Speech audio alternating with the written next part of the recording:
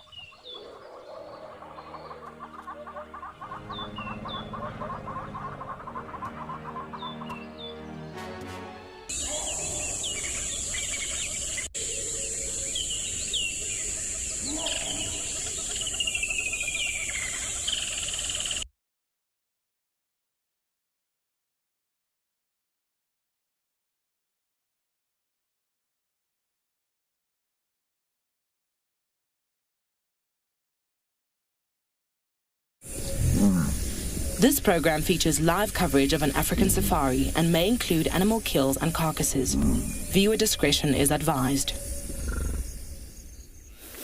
Another beautiful morning out here in the Sabi Sands and Djuma Game Reserve. It's a little bit chilly, but those are the best mornings, isn't it? Because it means that predators might be out and about. The sun is about to peek through, and that means it's going to warm up soon, so we're going to get going. And I hope that you're excited, everyone, because I certainly am. And I want you all to grab whatever you need to jump on board for your live safari through the African bush.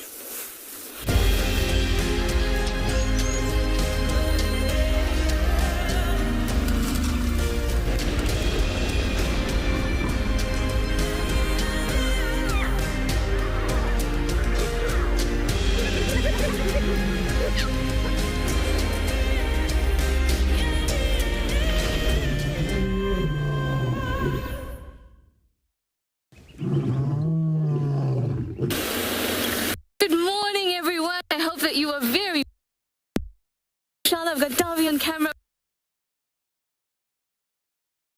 and we have to start because we want to get to Tavangumi, who was in a similar area to Kara last night. So we want to get moving close area, and hopefully we'll be able to see him. Well, you know, it's your live safari, everyone, so use that hashtag WildEarth, use at FC on the YouTube chat stream. All our wonderful kiddies under 18, please use kids questions at wildearth.tv, and obviously you can go to our website, register, and use our questions and comments box. Just having a look at the lovely skyline there. Still some time before the sun pops through. It's about 9 degrees Celsius, 49 degrees Fahrenheit. So yes, most definitely chilly. So apart from Tavangumi this morning, I would love to see some elephants, perhaps both at the same time, because he's quite close to Sydney's dam. So maybe we'll see some elephants come down to drink too. Anyway, let's hope that all of that comes to fruition. And we're going to send you over to have a look at the weather over here and at our other locations.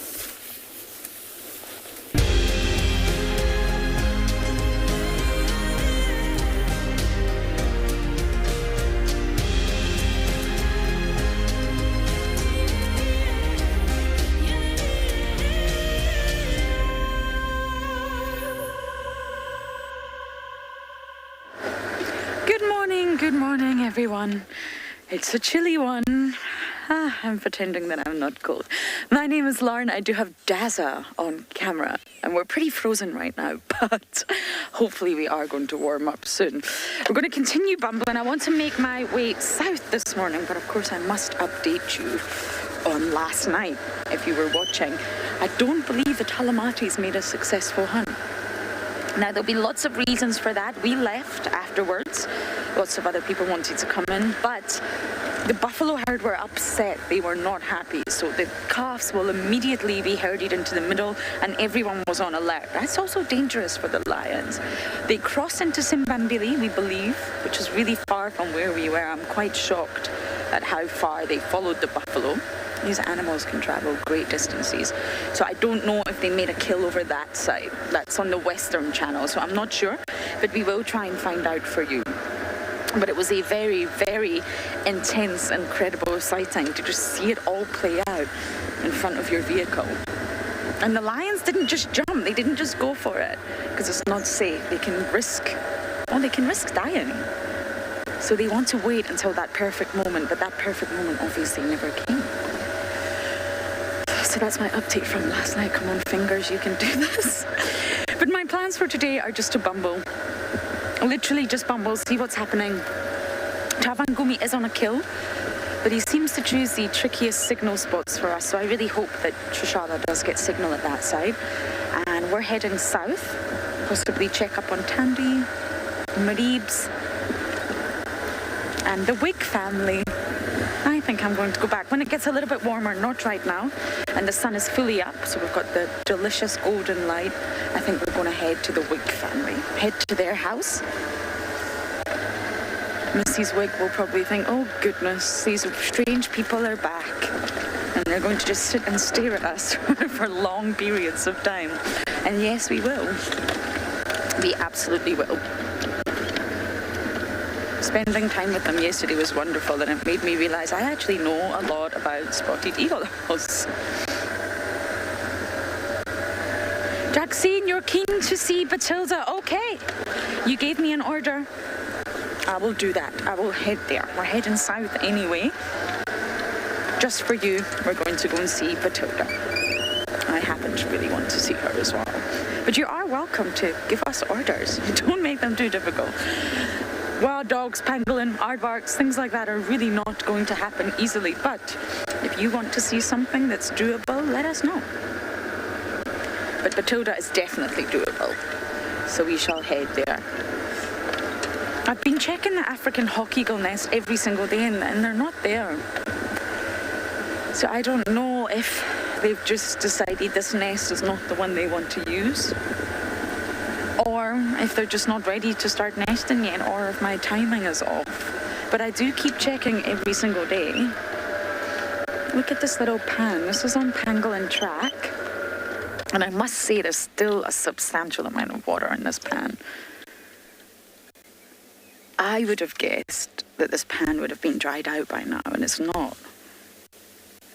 This is a natural pan. We had wild dogs playing in here once. We had the Pungwe pack playing in here in summer. But it's still very full. And all the dams are still full. So there's still a lot of water around.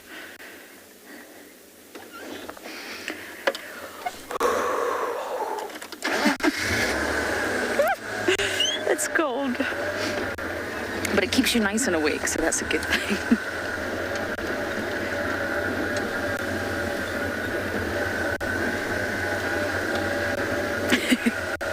Jessica, you are right. That made me chuckle, that comment last night, dark meme. He just appeared when we were talking about him. We were teasing him about being sleepy. And then he appeared in front of the camera and he just stood there and yawned as if to say, no guys, I'm sleepy, but I'm still here. We tease Dark Mane, but I really do love him, and I've had some of my best male lion encounters with Dark Mane. Really, he's quite the character. And I mentioned this to you already, but the Talamatis were on a waterbuck kill a few days ago in Buffelshoek, and it was assumed it was Dark Mane. WildEarth didn't go, we don't get signal there. But it wasn't. It was another male lion trying to eat with the Talamatis, and that's fascinating. It's believed to be the S8 male. It wasn't Dark Mane. But he did steal the show, Jessica. He made me chuckle.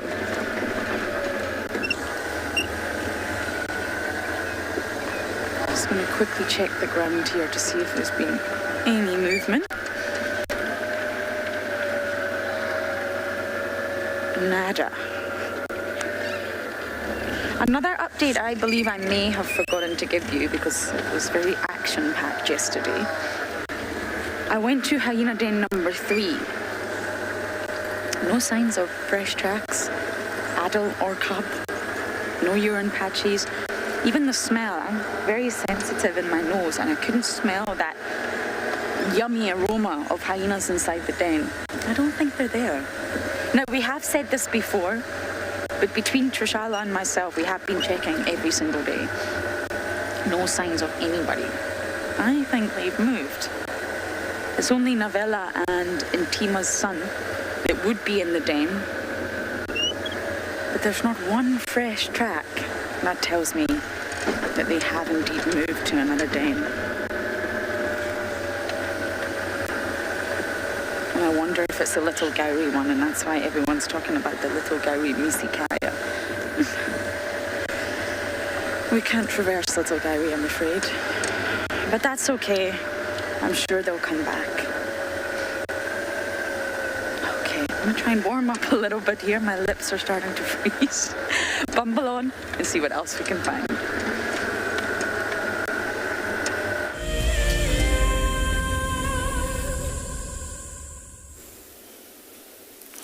I think the lips of this little creature is also freezing. We have a lovely reptile here. It's a chameleon, flat-necked chameleon checking us out. Probably regretting coming out from whichever hiding spot it's had for the last couple days. Last night there were quite a few out because it was a touch warmer than it had been the previous evenings, but this morning is a touch cooler than it has been the other mornings. So I think that side-eye that it's giving us is as a result of feeling quite cold and uncomfortable. Because if I were this chameleon, cold and uncomfortable, on a damp guari bush, I would also be giving anybody who stopped to look at me that similar side-eye. A flap-necked chameleon is the only one we get here in the Sabi sands. Quite a large chameleon, gets up to about 30 centimeters. This one is very average-sized. I'd say a total length of about 15 to 20 centimeters.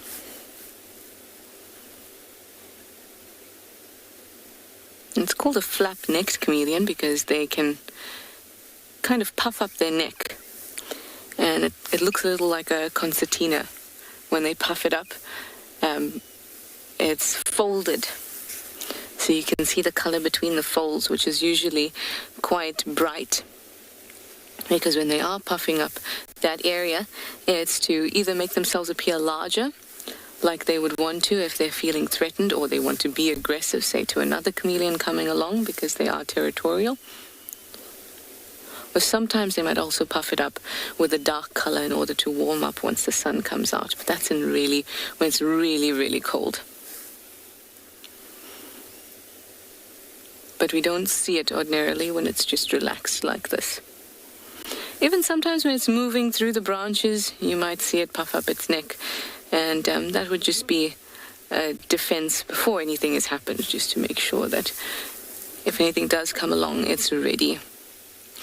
Very cool. Nothing like a morning chameleon. It's like a morning elephant to me. Just a massive size difference.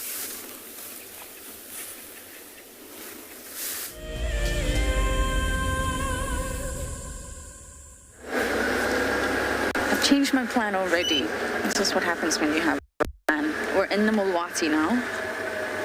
There we go. We get sick, so we're just going to head straight to the Wig's house. Why I changed my mind? Owls are nocturnal. So at this time of the morning, they're ready to set up. We may catch them just a little bit more than we normally do. If they're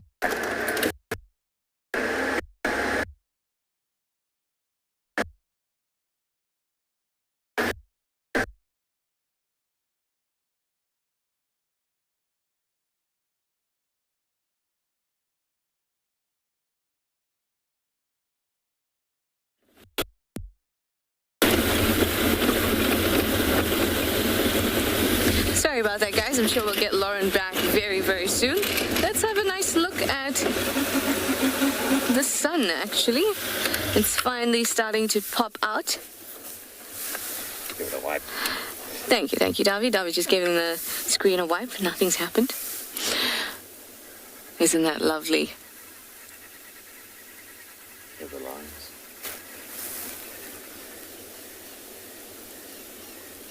There's lions in the distance. For me, all I heard was babblers screaming behind us.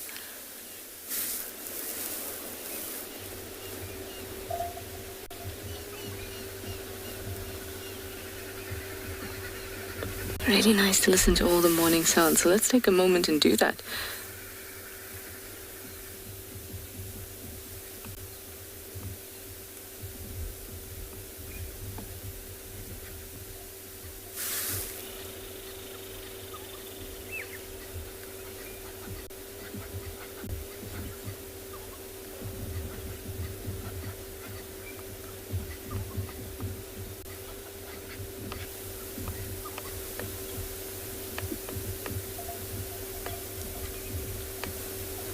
I can even hear some cowbells.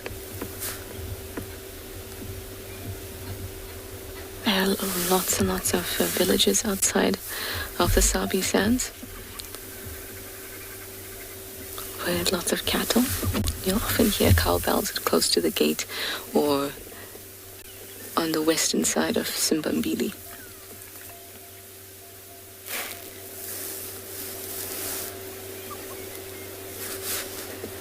Now we're quite close to Tavangumi, so we'll make our way there in a bit. We just have to go through a bit of a dip before we get there, so you might lose me. So we're going to just take a moment here before we get going.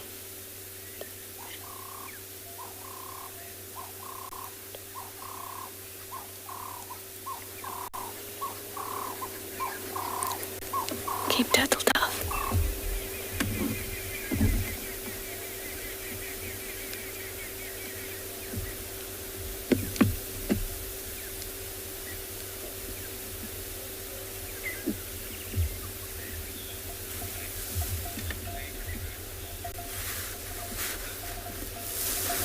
Hi, Monica. You'd like to know what's my favorite bird call in the morning?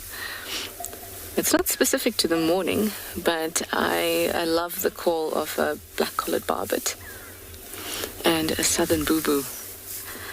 Those are two calls that remind me of my childhood. It's something that I remember hearing when I was in primary school in KwaZulu-Natal.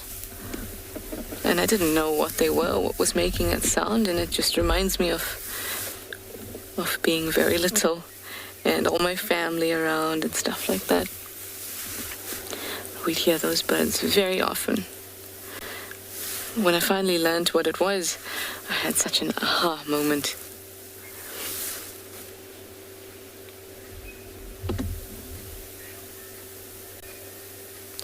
There are plenty of other bird calls that I like too, but those two stick in my head.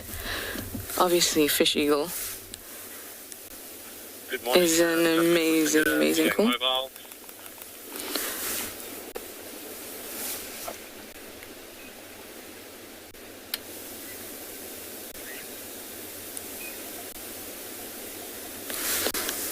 cows must be right outside the gate there.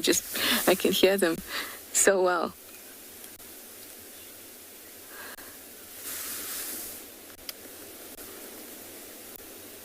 Oh, I like that, Darby.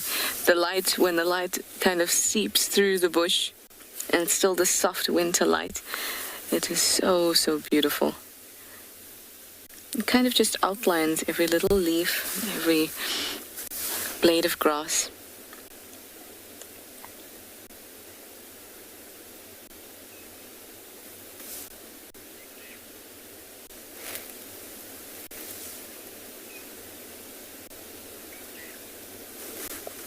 You can also see that the marullas, the majority of them, just have a few leaves left.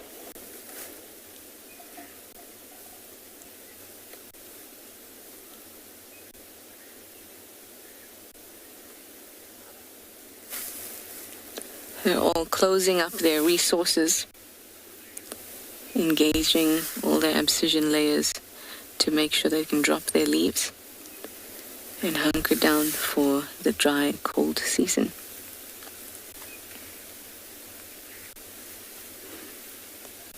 By this time, a couple years ago, when we didn't have a good wet season before the dry season, most of them had already lost all their leaves. So it's nice to see that there's some leaves on the marullas.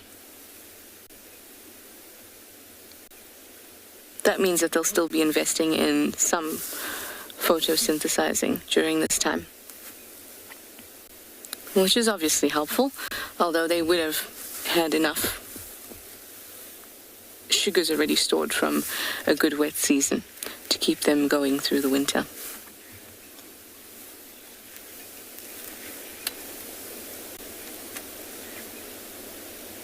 My face is now facing the sun, and it's getting nice and warmed up.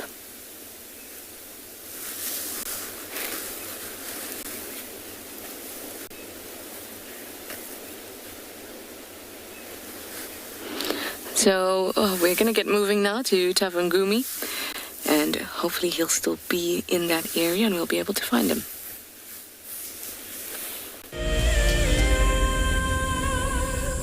Today is no ordinary day. We have many people on the vehicle. We have Dawn Rial here and we have Miss Gabby. They are holders of the Ticket to Dream. It's a very special opportunity for us and a learning experience for Gabby. My favorite is the wild dog because it's like painted a little bit. If you want to go on safari with a WildEarth guide, whilst honing your bush knowledge and of course featuring in one of our shows, then head over to our website. My most favorite part about WildEarth is I have learned so many things and I have become interested in so many things that I never even knew about. I'm going to ask my friends and my whole class, even my teacher, to go on safari. We wanted to buy a Ticket to Dream because we wanted our family to have this as a special time in our lives that we can always look back and reflect on. This is a dream to be here. Across Southern and East Africa, the Endangered Wildlife Trust works tirelessly to save species, protect critical habitats, and benefit people.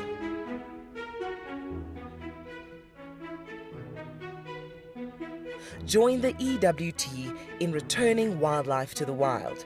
Go to ewt.org.za to find out more and follow our socials to see how you can get involved. Protecting forever, together. My name is Ross and I'm a field guide at andBeyond Phinda Private Game Reserve. I love getting questions from guests on WildEarth because I love sharing and learning information about nature with new people, and it also makes me feel like you're all joining me in real life. If you want to ask a question on WildEarth, then you need to register on our website. Once registered, go to our live safari page and submit your question below our live feed. Guys, just watch what's happening. See, watch the elephants, watch the lions. See, the first ones to run are the cubs. Can you see them? They are right here. I'm not sure how scared you were, but I was quite nervous. But absolutely incredible. Expect the unexpected here on WildEarth Daily.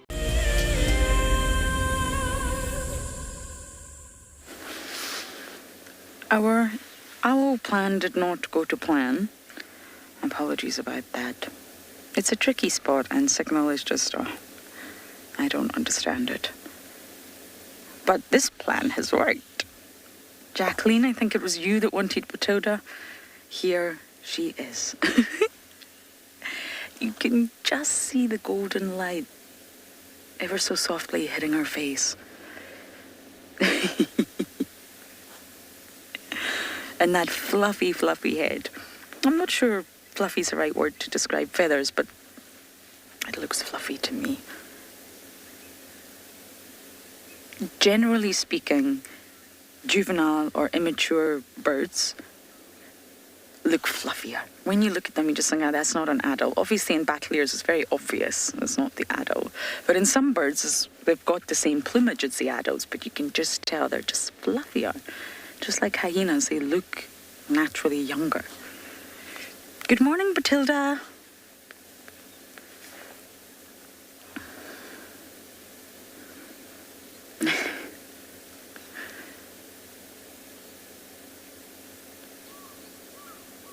Darren just gave you a beautiful view there. You can see she really stands out.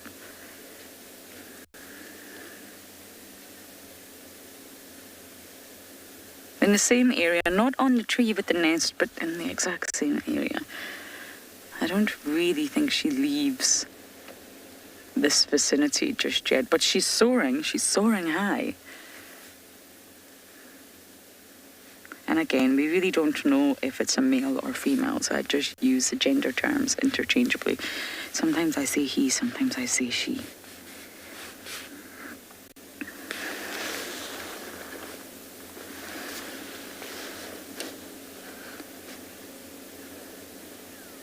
But you will be able to tell at some point. Once it gets its adult plumage. Molly, yep, some birds are winter breeders. A lot of the migrants that come are summer breeders, but then they leave. And the residents, they get lots of winter breeders. African hawk eagle, one of them, they're preparing their nest. The spotted eagle owls, the wigs are getting ready. I see a lot of people think it's wick, as in W-I-C-K, but it's actually wig, as in a wig that you would put on your hair, fake hair, W-I-G, Mr. and Mrs. Wig. They're winter breeders. So yes, there's lots of birds out here that would breed in the winter time. We're just sort of flushed with the migrants when they arrive at the onset of summer. And they're here for the food. I mean, summer just flourishes and such a wonderful transformation. It's really something that happens so fast once the first rains hit.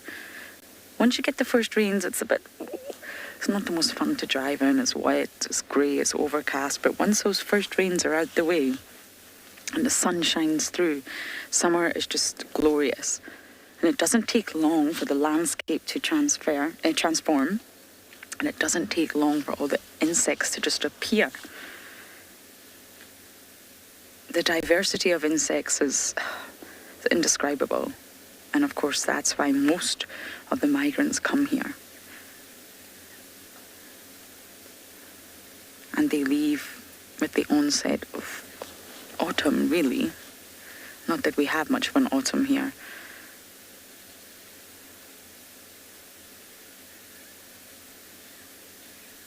There are still insects around. You see the flutter of the butterflies, the buzz of one or two mosquitoes, the hum of the flies, but really, it's nothing like summer.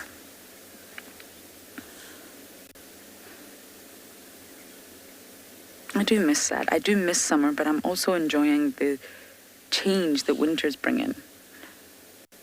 Not the cold. I don't enjoy the cold. I'm not a cold bunny, but I do enjoy the change that winter is bringing here. And all the changes that the animals out here are making to fit with the seasonal change.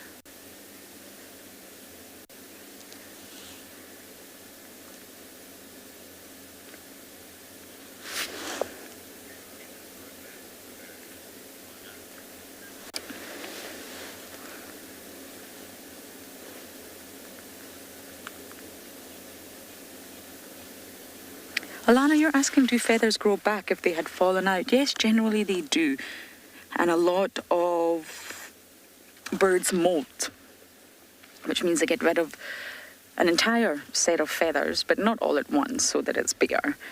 And they regrow those feathers. And regrowing feathers is quite a natural process for most birds. So yes, they absolutely can. We want to shed the old feathers because feathers can get damaged, tattered.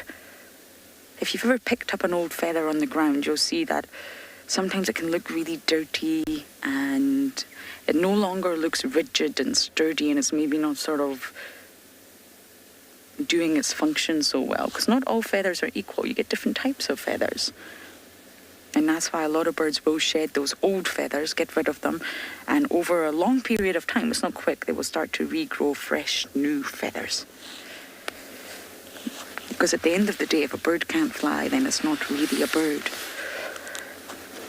The essence of a bird is to fly.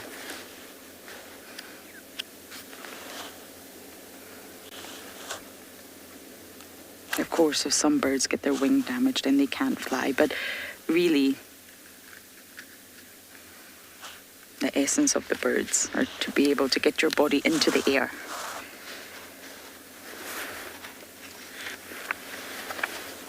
I mean, when I say there's different types of feathers, I mean you get phyloplumes, and these feathers are the ones on the inner wing you don't get to see too often, and they're sensory feathers. They're found between the contour feathers, and contour feathers are completely different. And the phyloplumes are sort of really long and filamentous, which is where the name phyloplumes comes from. And they're used to detect changes in air currents. So they're sensory. Similar to whiskers in cats, you know, they've got that sensory adaptation. And in the contour feathers that I was just referring to, these feathers sort of do exactly what it says on the tin. They contour the bird's body, so they're making the bird extremely streamlined to facilitate flight. Got to reduce drag, just like a fish in the ocean is very streamlined. Birds are also the same for reducing drag in the air. And then you get the retrices, that's the tail feathers. And these feathers are very rigid, very often dark in colour, black, filled with melanin for strength. And they're normally used for steering and sort of stabilizing the bird during flight. Birds got to be stable up there. Even the battle ears, even although it looks like they're wobbly, they are actually stable up in the air. And then, of course, you get the down feathers on the chesty area. And these are soft, not rigid at all. And these are used to insulate the birds. You also get flight feathers, so there's so many different types of feathers around that bird's body. Whew, I'm starting to slowly warm up here, but I do believe there's a certain gentleman in Pridelands who wants to say good morning.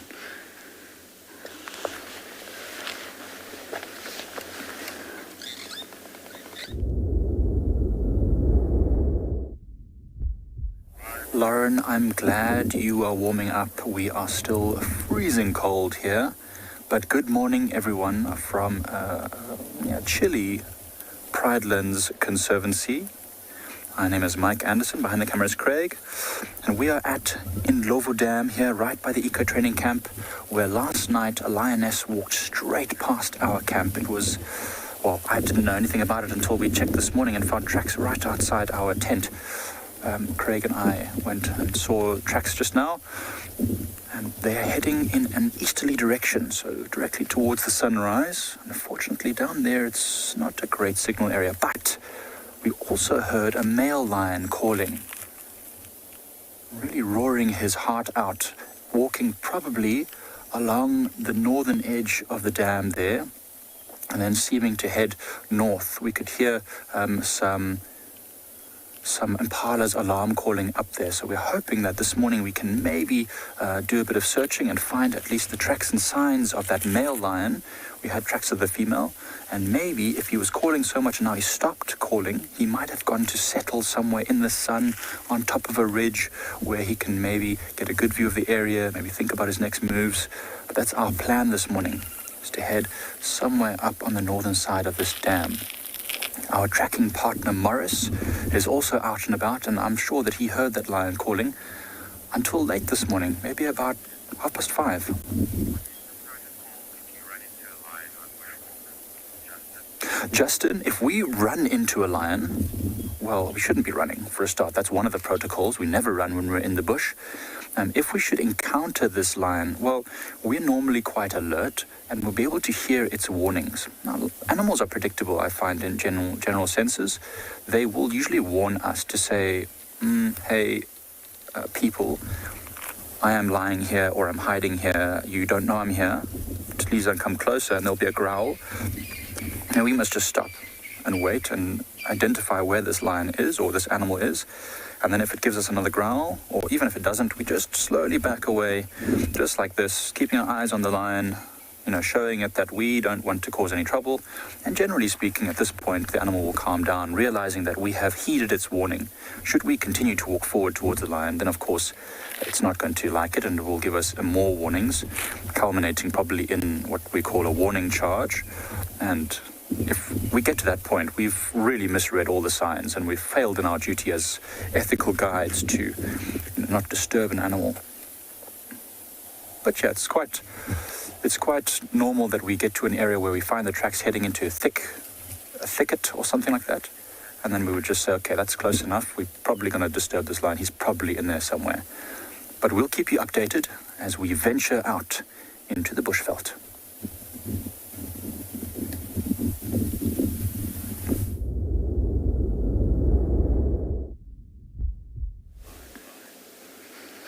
We're still sitting here watching the sun come up.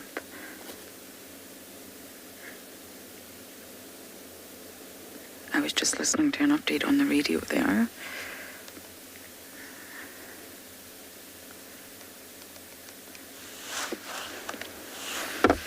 So just to wrap up the feathers, can't completely remember where I was at because I'm getting old. But the flight feathers. These are, of course, sturdy feathers. The long ones that you'll see on the wing. And you do get primaries and secondaries with different functions. And again, they're reinforced with melanin, that black pigment, because melanin is strong. It gives strength to hair, to feathers, to skin. And then you get covert feathers. And these are the little feathers that sort of cover the wing. There's a whole lot of feathers. And when you talk about feathers, it's not just one type of feather, if that makes sense. And essentially, feathers enable the birds to fly. And it's so unique amongst at least warm-blooded creatures. I mean, except for bats, they're a whole category on their own. But when you see, we were talking about molting and regrowing feathers, when you see a feather start to regrow after a molt, or if you're looking at a young chick and you see that feather come through for the first time, you'll call this the pin feather or the blood feather.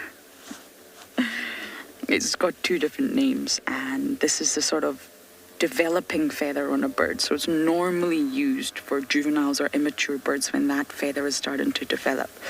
So you're getting rid of that fuzzy grey down of a chick, especially when you see a spotted eagle chick. A spotted eagle owl chick. It's a great example. They're covered in this fuzzy grey down. Looks bizarre. They're slowly going to get rid of that and, of course, develop the adult feathers. And when that first comes through, that's what you call the pin feather or the blood feather. And it just looks like a little feather shaft because that's what it is, starting to pop through.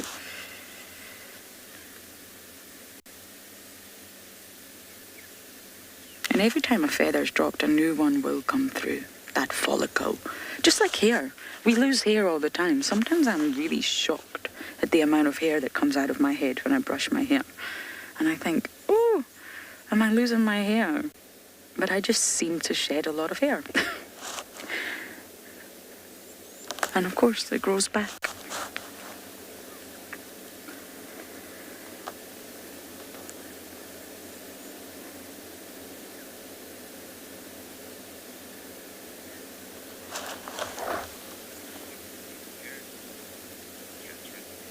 Catherine, you would like to see the parents. You're giving me another request. Okay, That I can probably do.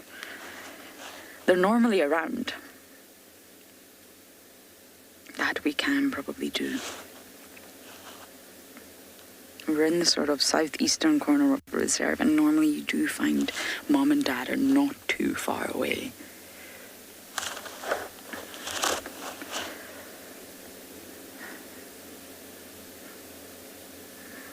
I think Batoda's just warming up there. I think we should bumble. I heard Mafazi Ingwe on the radio, which means female leopard. I'm going to quickly put my gloves back on. It's not as warm as I thought it is. And then see if we can pick up on this Mufazi Ingwe. Bye, Batilda.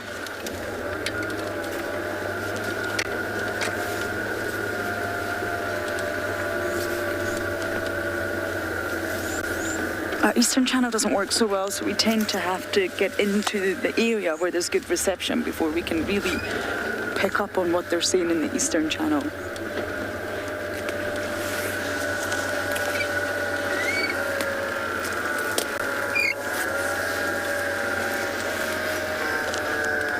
All good behind Darren? Yep. There we go. This is the dead leadwood that gives Leadwood Road its name. The parents are very often sitting on this when it's nice and warm. So I'll definitely try and find them for you today. Mr. and Mrs. Battalion.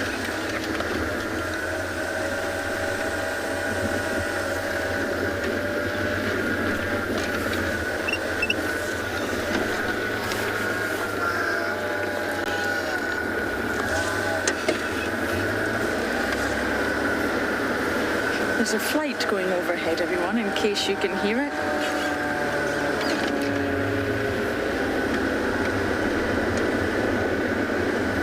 Okay, I'm going to get back on this radio and find out what's going on. Hopefully, we'll find a female leopard this morning.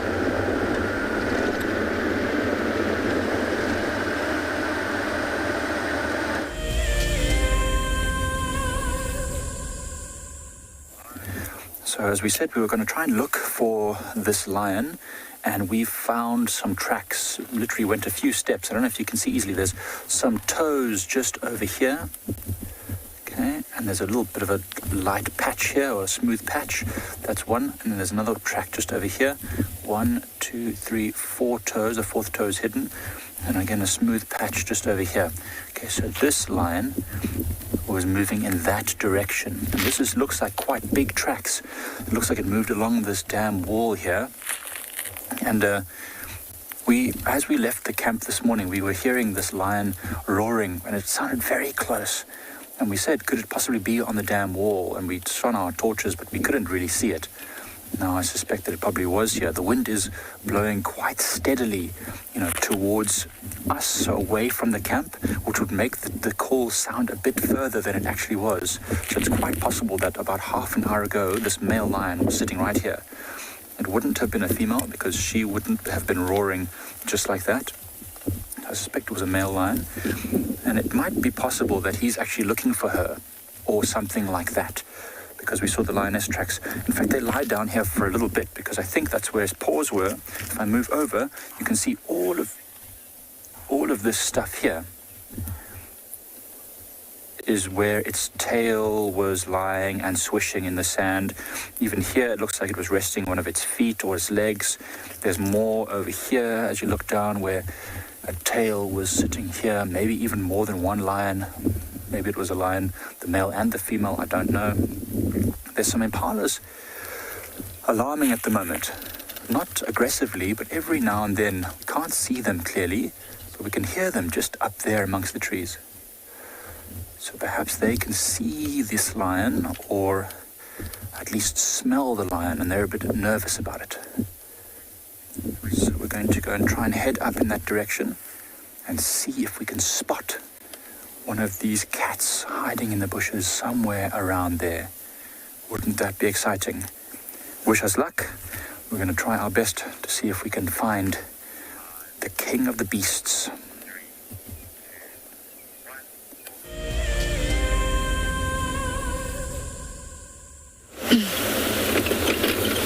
Hi everyone, it's me again. No Tavangumi.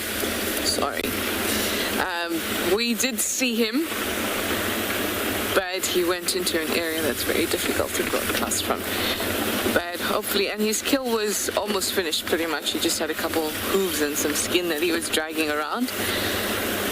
So it's possible he could be in an area a little bit later this afternoon where we could broadcast from.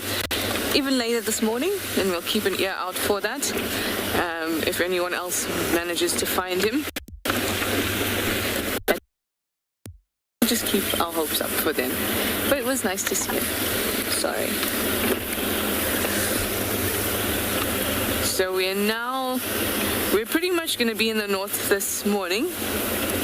So we're kind of zigzagging through the roads, and then we'll slowly be on Central, and then kind of Drakensberg area towards Buffelsig Dam. That is the new plan.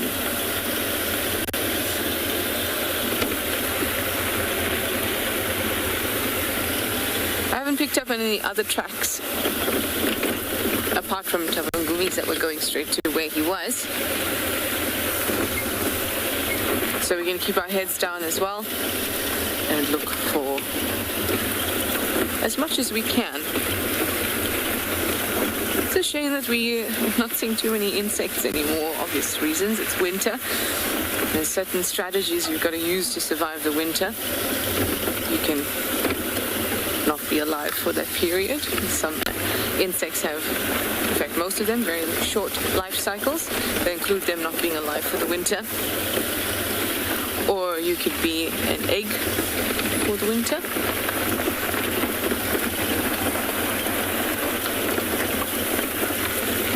Or even a larvae, depending on where it is you're stashed. Or yes, you can mate and die. So those are the strategies, which means that we're not going to see any insect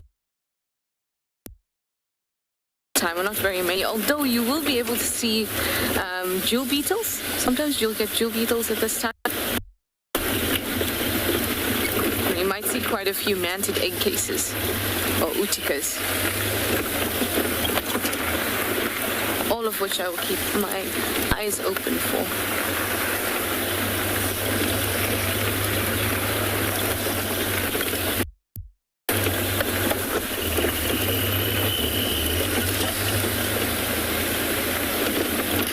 Hi O'Reilly, you'd like to know if leopards ever roar or do they only soar? Sawing is a type of roar. It's not, I know that when we think roar, it's quintessentially think lion roaring, but it's the same mechanism that the lion's using and a leopard's using and a tiger is using. Those are all same mechanisms. It's just that the way in which they use that roar is different. Oh boy, you were looking so lovely in the sun.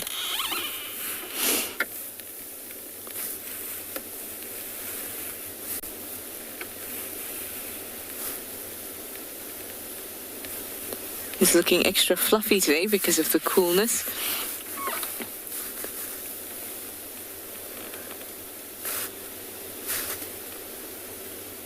Sometimes a leopard soar, Riley, is called a back roar. Some people use that term because instead of going, ooh, it's going, ooh, ooh, ooh. Yes, I hope that entertains you all.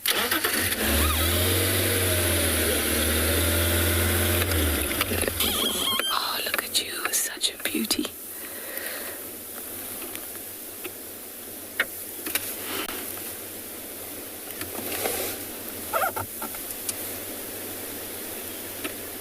I haven't been able to find blind and one-eye impala again, but I am hopeful that this stint I will be able to find him again.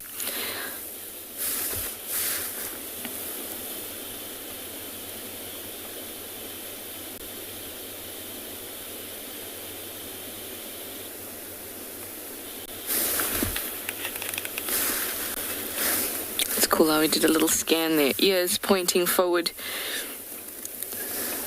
And and moving around.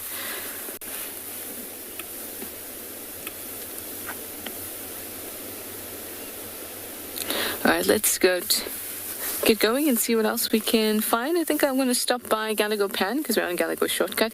It's been a while since I've been to the pan. So let's have a go.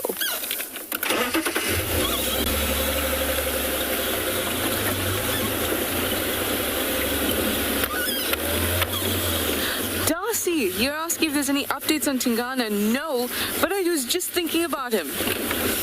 When we were up on Buffelshoek cut line, just about to turn down Gallagher Shortcut, I was just thinking about him because he often uses that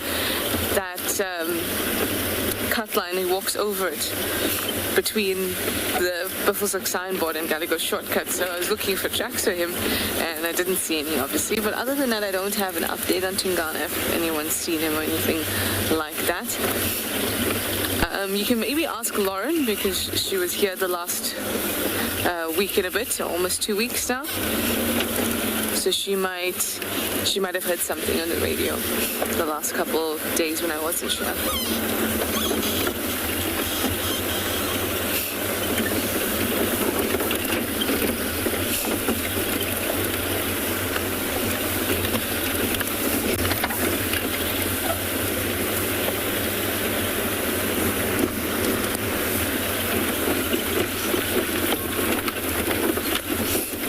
Tingana at Gallagher Pan before, just on a whim. Went there to have a look. So maybe this will be one of those days again.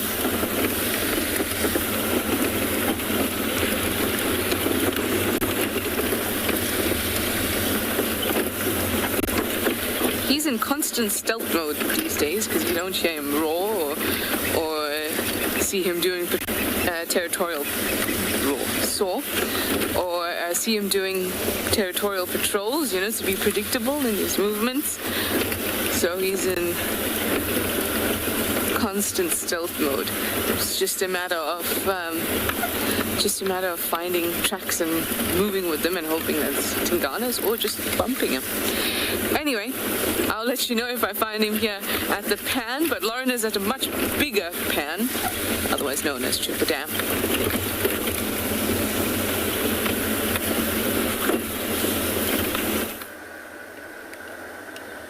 Maribs was here, apparently. That's definitely not a Mufazi Ngwe, but it's exactly where he was yesterday.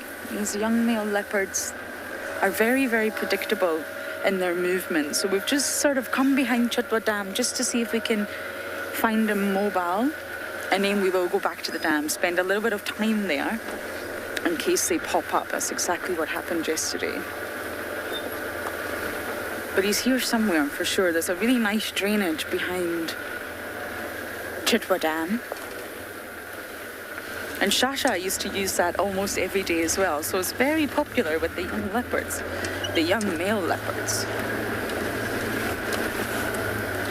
I just want to make sure he's not mobile and we can sort of pick him up on the move. Time is of the essence in the morning. Really got to keep moving when it's this cold because that's when you're going to catch the animals moving.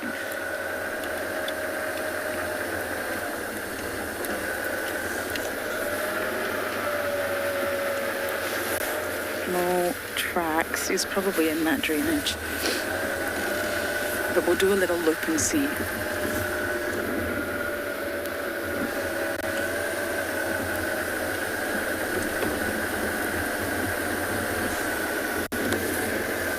Chitwa's a very productive property for its size.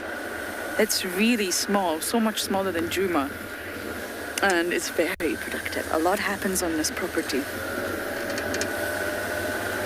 Due to the drainage system, the dam, its location.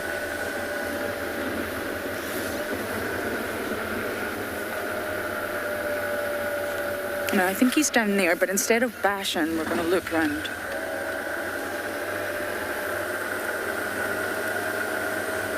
Do you know? Leopards have territories, and within that territory, naturally, there will be a source of guaranteed water, because that's part of their resources, it's part of survival. But Out here, their territories are huge. They're not always going to be found next to a water point. And that's just the leopards out here. I mean, there's 9 different subspecies across the world, and leopards are not entirely water dependent. They get a lot of their hydration from kills. So we do see them drink out here naturally, especially in summer when it's very, very hot. But in areas like the Kalahari, there was a study done where leopards only drink 1 in every 10 days. So they're not really not heavily water dependent. So you won't always find them around water holes. It's just Maribs is not territorial yet. And what I find with him, he's just taking this little predictable route, very like Tavangumi. And it's all he knows just now. He's not territorial, he doesn't need to push and scent mark and call and establish himself, really. He's still very young, so he just goes where he knows. And right now that's Torchwood First Rock, Chitwa Dam, all the way down to Chitwa Dam, a little bit into the eastern side of Djuma and then back to First Rock again. I mean, he is the man of the rock after all. That's what his name means.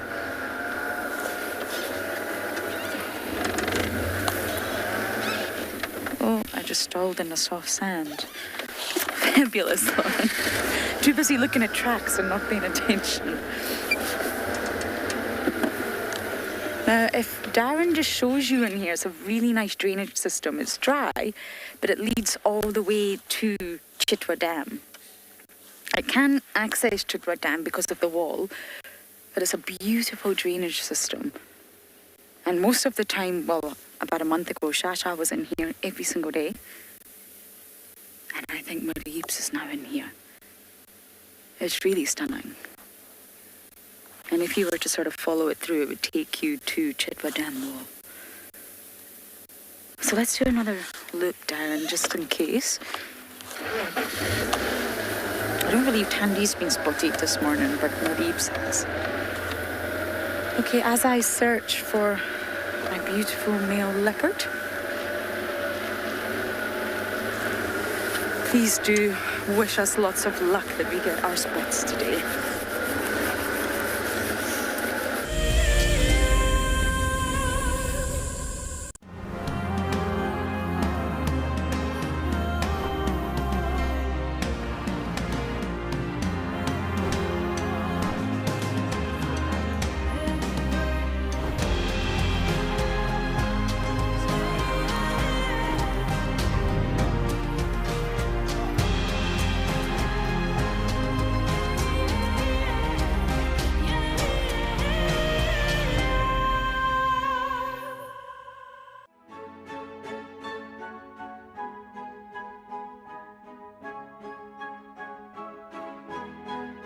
The Wildlife and Environment Society of South Africa, WESA, encourages people to care for the earth. Through innovative projects, they aim to reverse the serious issues that we face in the world today. One of these projects is Green Coast, a proudly South African award for sensitive and well-managed coastal sites. This sustainability project protects our national coastlines while providing unemployed youth with a love for their environment and a hope for the future. WESA is a membership and volunteer-supported organisation. Every supporter is helping to change the only earth we have. Visit our website to see how you can help care for our earth. I love being a cam-up for WildEarth. The animals coming right up close to you, especially like lions. Sometimes you get nervous, but you have to go with the flow. My favorite animal to film is the elephant because of how big it is. But when it's really up close to you, it's one animal that you would say, I really respect you.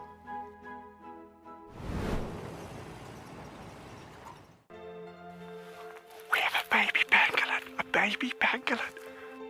This is off the charts. This animal is about from your fingertips to your elbow. That's the total length of this animal. This is unreal. This is unreal. This is unreal. This is like now my 4th Christmas in a week. We should do this more often. Tune into WildEarth every single day. It's in your nature.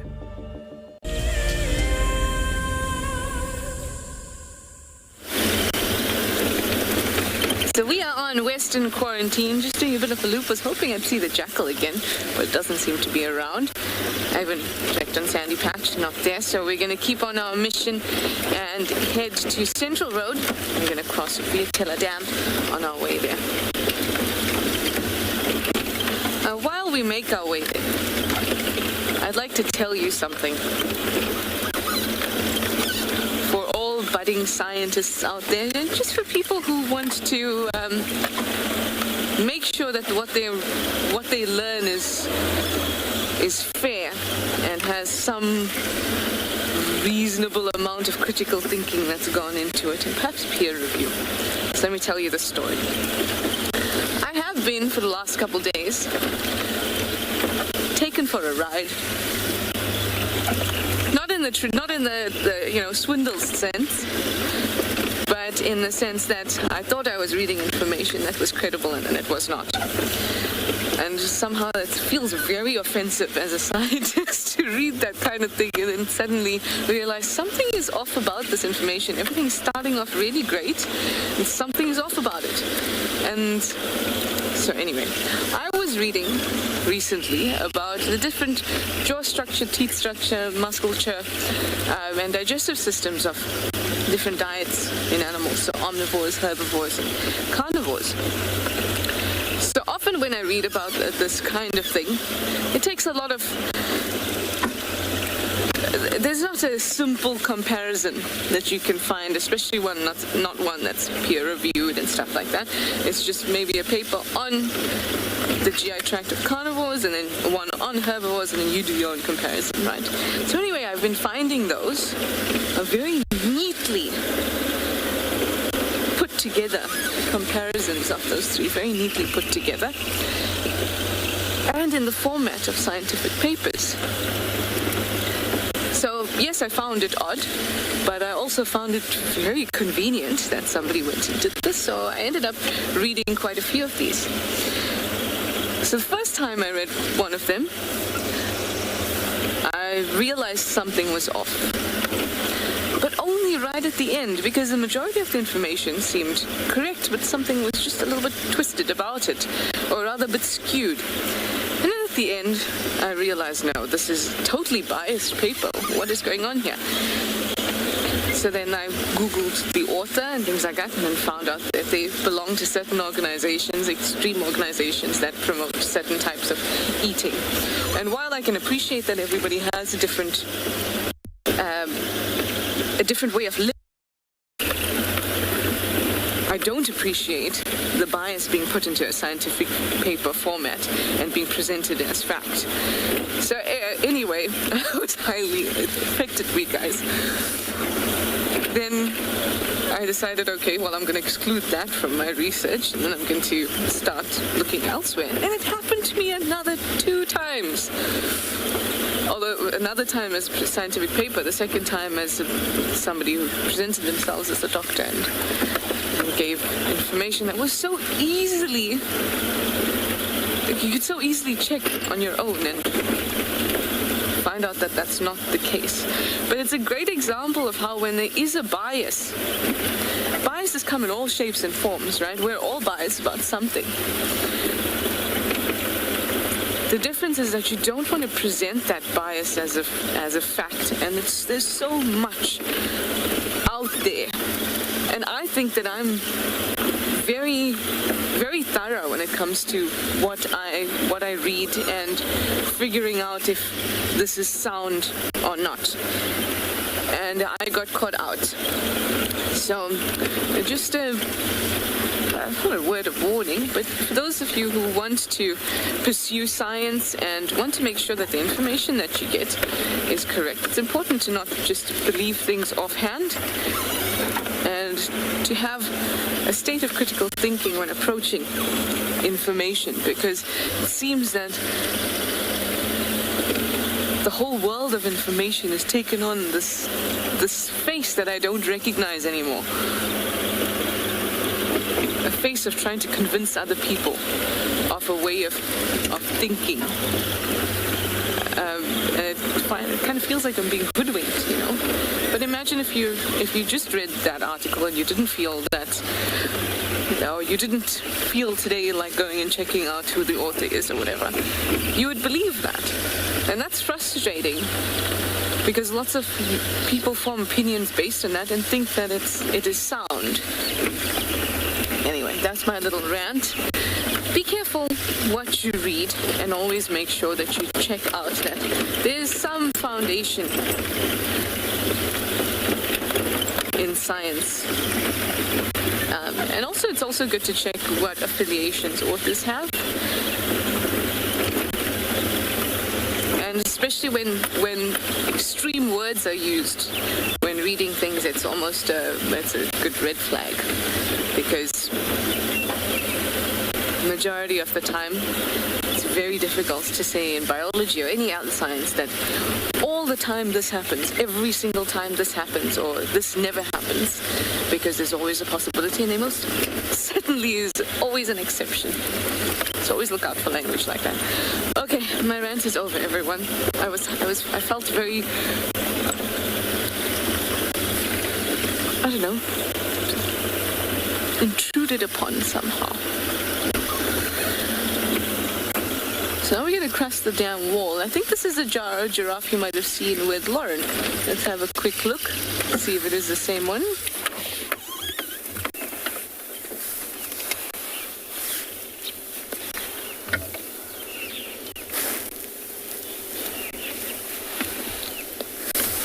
Good morning, Monsieur Giraffe.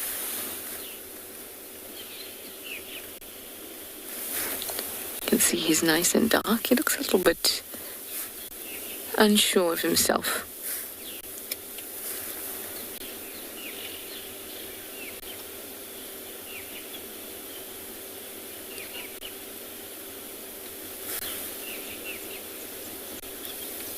I love when they stare us down in this way.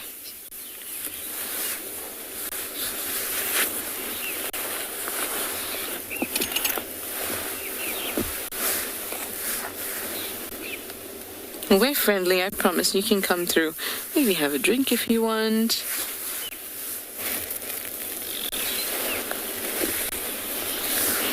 Hi, Solly. You say it's strange how giraffe don't visit Djuma often.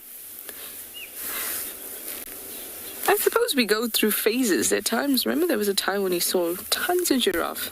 I remember being in the Milwaukee and I counted 13 giraffes in that one area. And that's because of their dynamic. They have a fish infusion society, so there's no need for them to herd all together. Sometimes you'll see them on their own, mums and calves, maybe, males on their own, females on their own even. And they have very large home ranges that they move through.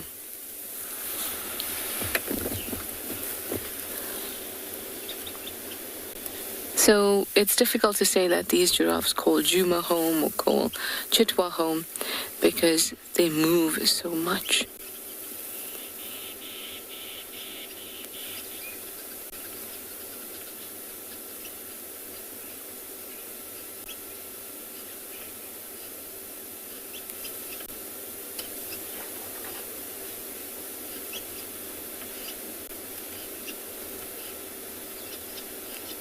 Very nice. Just surveying the area. I hope that it'll come down to drink for those of you watching the dam cam as well. But for now, I'm going to go across the dam wall and head off to the east. I'm going to send you over to Lauren. She's back at Chitwa Dam.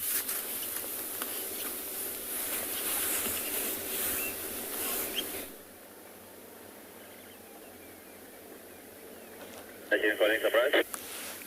Yes, Sabi, which way are you going now? I'm going to go leave the garden.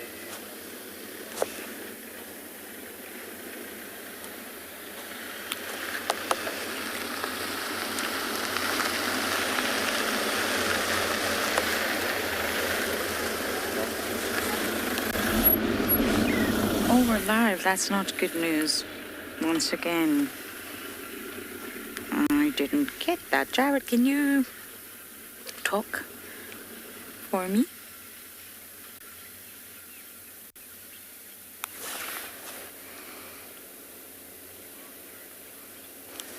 Okay, I heard that.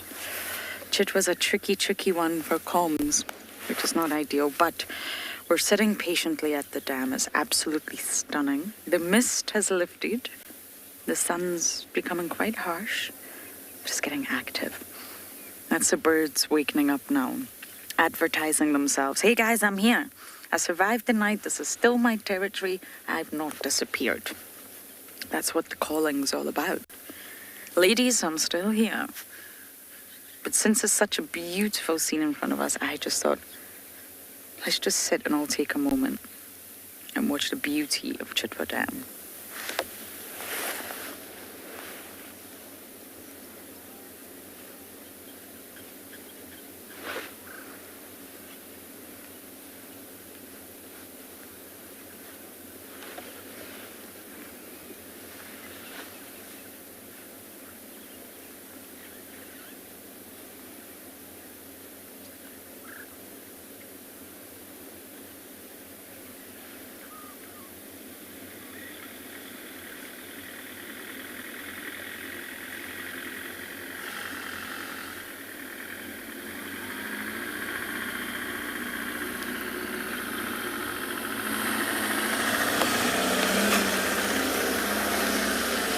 Herbie, also looking for midloops. He's in there somewhere.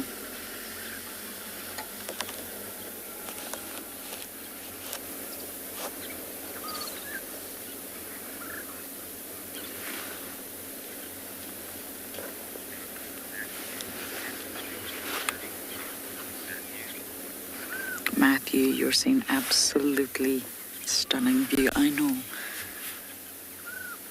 I'm just so happy to be back on Chitwa, to be honest with you. It's my favourite water body. I mean, there's some incredible dams up in Buffelshoek. Huge dams. But I don't think anything really beats Chitwa.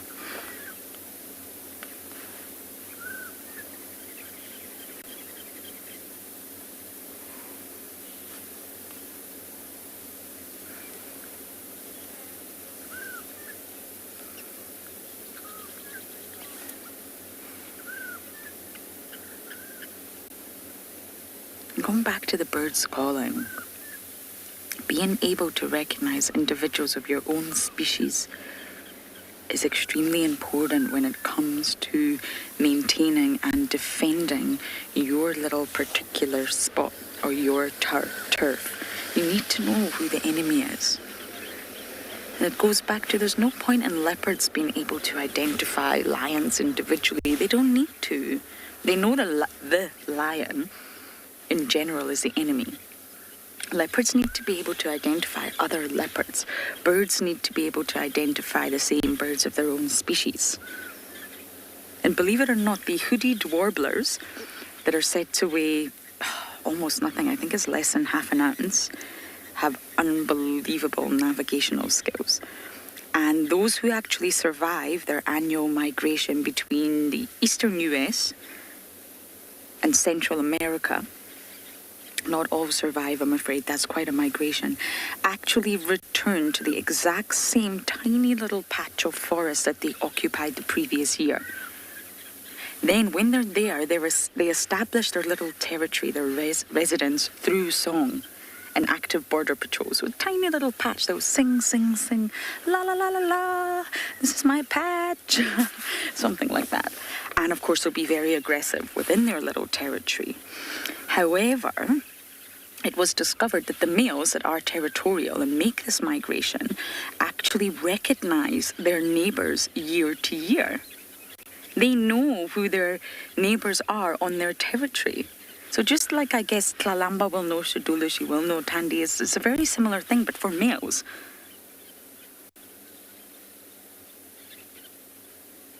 So they tolerate their neighbors. They know their neighbors. They know thy enemy. They tolerate them. They maybe don't like them, but they know who their neighbors are. And they did a study. And they took a loudspeaker and they actually they recorded the calls of the neighbors and they moved the speaker to a completely different area and played that same call from your neighbor. And apparently the males were completely unsettled. Even in the scientific paper, they said they freaked out. which is not very scientific. But they could hear their neighbour, but the neighbour's coming from a different territory, a different area. What's going on? Imagine if your next door neighbour in your house greeted you and walked out from a completely different house across the street. You would think, what's happening? You're my next door neighbour, but why are you not coming from next door? Why are you coming out of a different house? And basically, the point of the study was that after an 8-month break, due to the migration, these males make this incredible migration, move into the exact same territory by centimetre that it was in the year before, and are able to recognise all the neighbouring males around them. They don't come back and take on a completely different territory, and the point of the study was that recognising your own species, competitors of your own species, especially the same sex, is incredibly important for any individual, be it leopard, be it lion, be it birds, even fish. Most fish are actually tetrachromatic, and that's referring to their eyes. It allows them to see a lot, or see colours a lot more vividly than we do. We are trichromatic creatures, and therefore we only have 3 types of cone cells. Fish have 4. And some fish actually see ultraviolet light, or in that spectrum. There's this 2 species of Damso fish that to the human eye look almost identical, and these are tiny, tiny little fish. It's the andBeyond Damso fish and the lemon Damso fish, but to us they literally look identical. However, when the andBeyond fish is defending its little territory, fish are also territorial. They allow members of their own species to come in, but as soon as they see a lemon, they are very aggressive and they'll chase the lemon right out. I'm going to wrap up this thought, this little story on fish, very, very shortly as we continue to sit here at Chitwa Dam.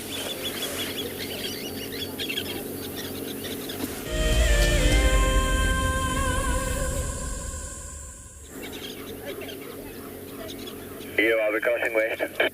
We're just sitting here at Chitwa Dam, enjoying the sounds of the morning. Herbie, come in. Hi. Any luck yet? They last saw him moving south along the drainage. Maybe he's lying down somewhere in the drainage. Copy, thank you. I'll scratch around in a bit.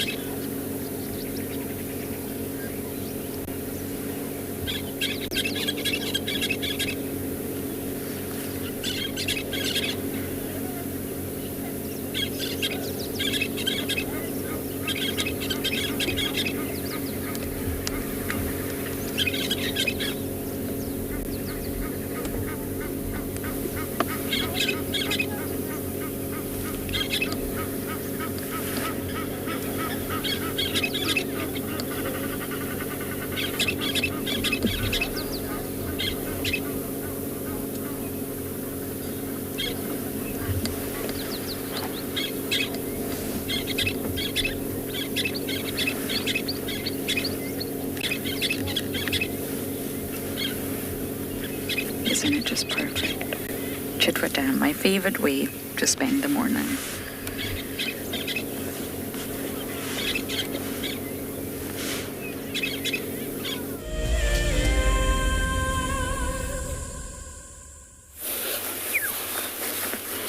We have beautiful kudu bull.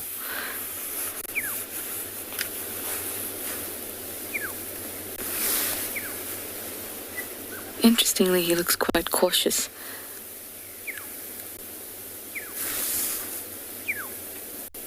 And wouldn't it just be the dream if you just alarm called? Because there's nothing quite like a kudu alarm call. It's so deep. And it just kind of echoes. There was a time, around the time we were setting up for Tswalu, that there were those Coronaberg mountains behind where we were staying, and it was Jean-Andre, Alex and I, and we were sorting stuff out, and we saw this kudu on the mountain, close to the base of the mountain. And it was there, it's cool, we were just at the vehicle fixing things and putting things together and all that stuff, and then you just hear, bah, the kudu alarm called from the base of those little kind of kopje type things, not a massive mountain, not at the base of that one. And it alarm called, and it just kind of echoed. It was amazing, that sound. And then we saw it was alarm calling at a female leopard that was walking across the mountains.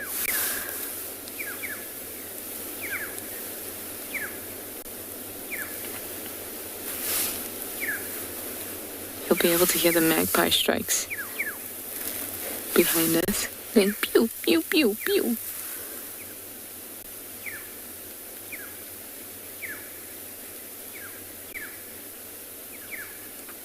That's a very important thing, I find, to know where the antelope are in an area that you're working. So if you do hear alarm calls, you know, oh, the impala were here, or the kudu was here.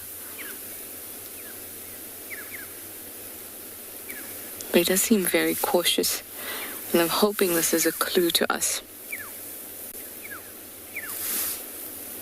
that he senses, hears, smells, whatever it is, something that he's not happy about, perhaps a predator.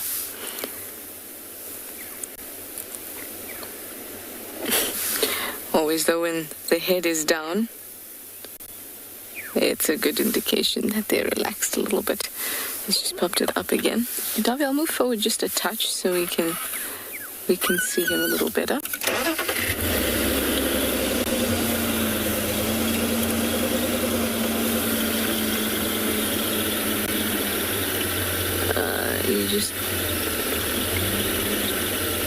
Let's get him through that gap. Actually, we might be able to get him through this gap. Okay, there we go. Just a tiny bit better than what it was.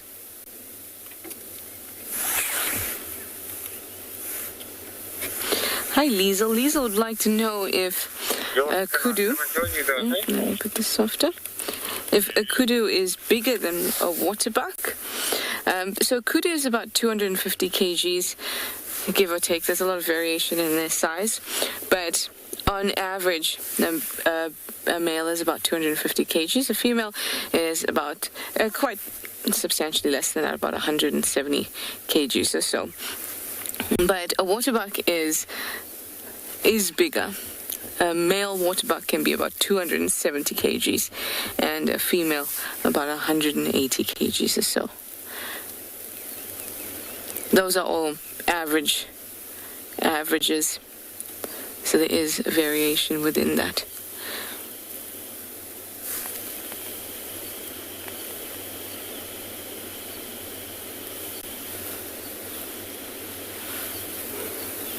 Kudus are taller than waterbuck, though.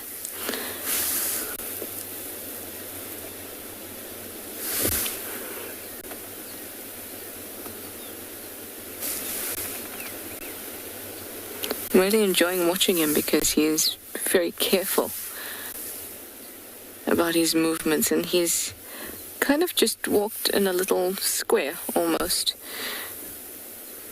So something is distracting him. It could be a predator, it could be some females around, because Kudu do mate in the winter time. But he seems like he might be outcompeted by some larger males with more complete horns.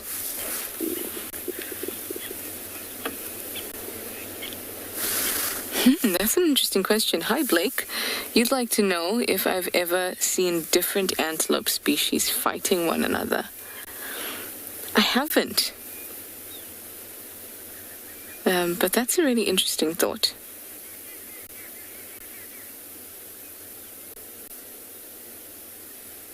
I'd like to know if any of you have. If you have seen two antelope of different species fighting each other.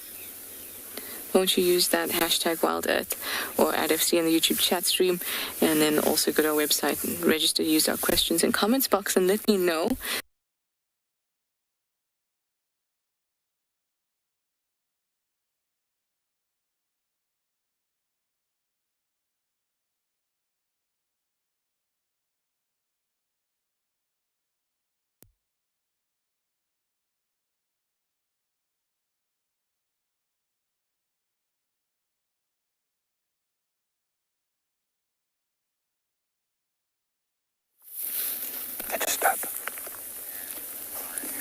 So you've come to us at just the right time. Sorry about Trish. She's lost her signal there. It's quite normal in the African bush, but as you can see, we have managed to find big male lion tracks. I put this here. The track is just over here, the big pad and toes all around that edge there. Now this track is very fresh. Remember, this lion was calling at about 5:30 this morning, just before we started our drive. And then just now when we stopped you can hear that I'm whispering a little bit. Just as we started looking at these tracks here, we heard something, or I didn't hear anything. But Hope and Craig both said they thought they heard a little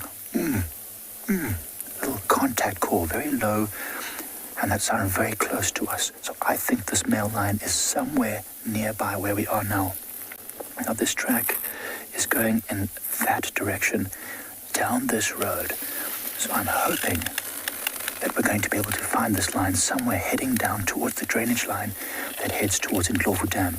We found its tracks at the dam, and we've been hopscotching off of both male and female tracks.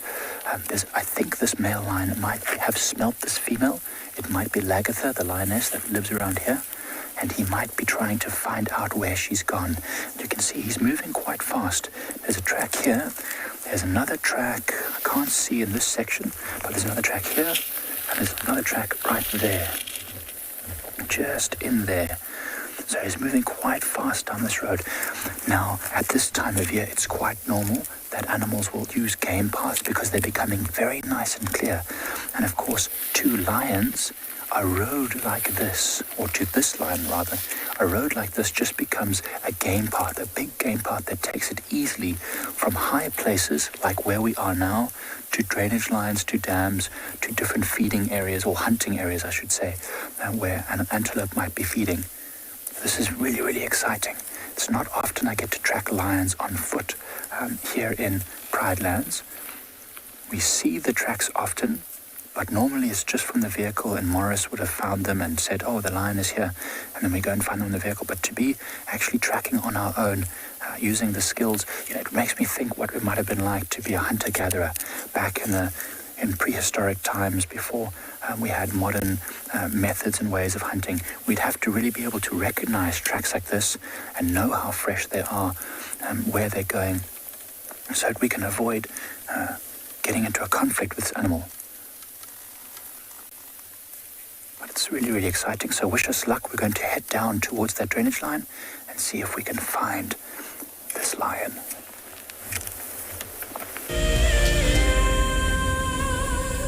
WildEarth knows it is critical to help as many young people as possible to connect with the natural world. We hope that by bringing the wilderness to our future conservationists, we will inspire a love for nature and perhaps plant a seed which will flourish in the future. Over the years, kids from countries all over the world have joined us on safari. I really enjoyed learning about the leopards and the cubs and how they hunt and live. We got to see different goats, and we also saw our male lion's tracks. I got to learn about like different types of animals in their natural habitats. It was like we were on a real safari, so it was kind of cool. We got to see a lot of unique animals. That whole safari live video just inspired me to fulfill my dream of becoming a safari guide as well.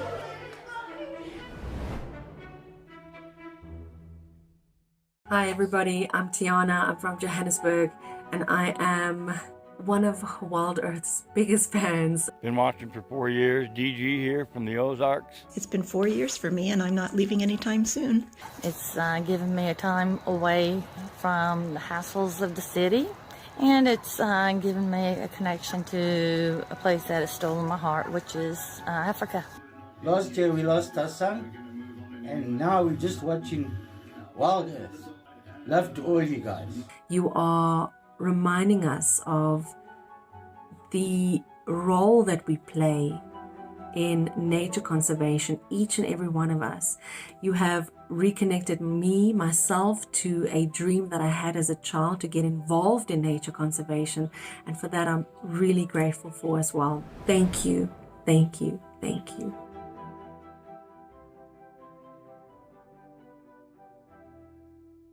My name is Lauren and I'm currently working in Djuma Private Game Reserve here in South Africa. I love answering your questions during the live safaris. It's my favorite part. It feels like you're on the vehicle with me and I'm able to teach you exactly what you want to know. If you want to ask a question on WildEarth, then you need to register on our website. Once registered, you must go to the live safari page and ask your question below the live feed.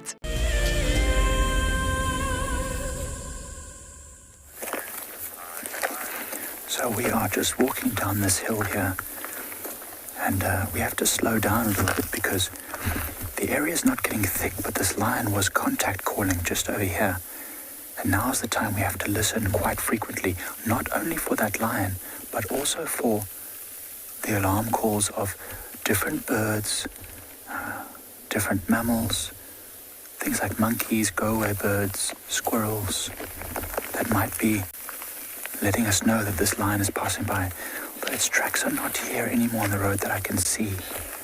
So I'm not sure if it's taken a bit of a game path off here and gone in a different direction. Now these animals are very, they've got great senses.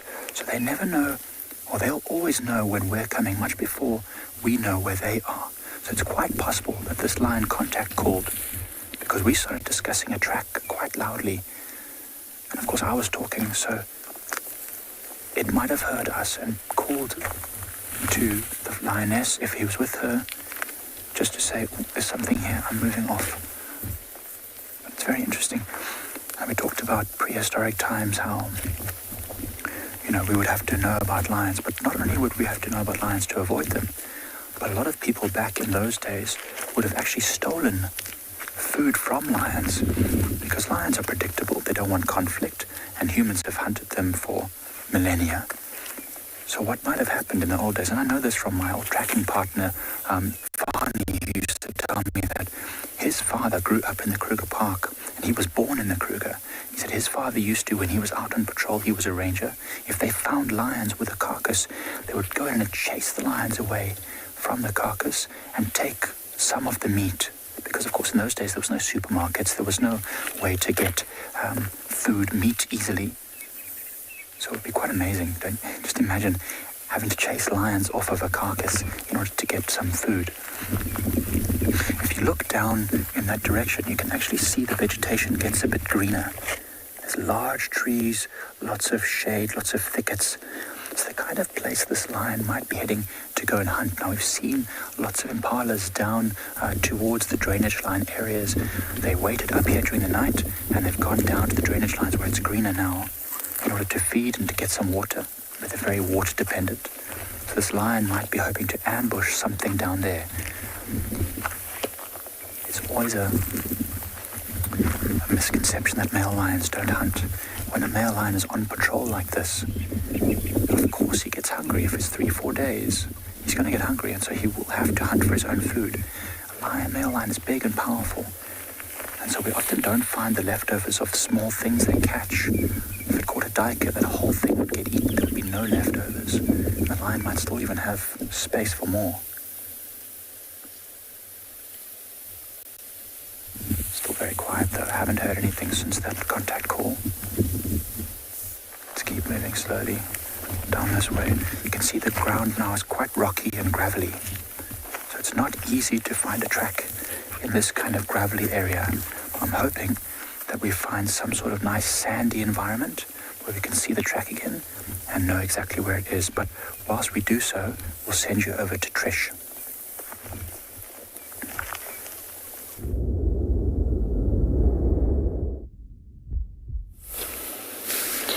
I'm so lucky. Found an elephant. It looks like a young cow, but it's very difficult to tell without being able to see them properly. And there's more elephants just beyond this one. I can't see them very well, but I can see the trees moving. And I'm hoping that this will be the first of many elephants that we will see today.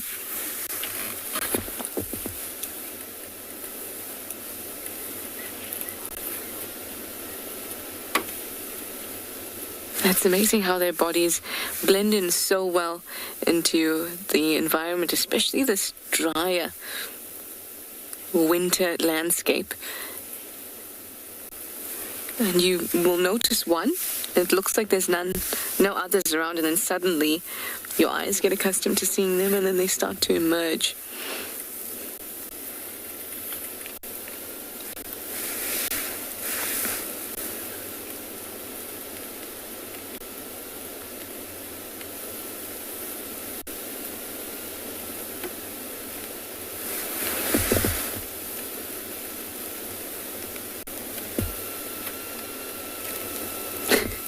It's reversing out of the shot.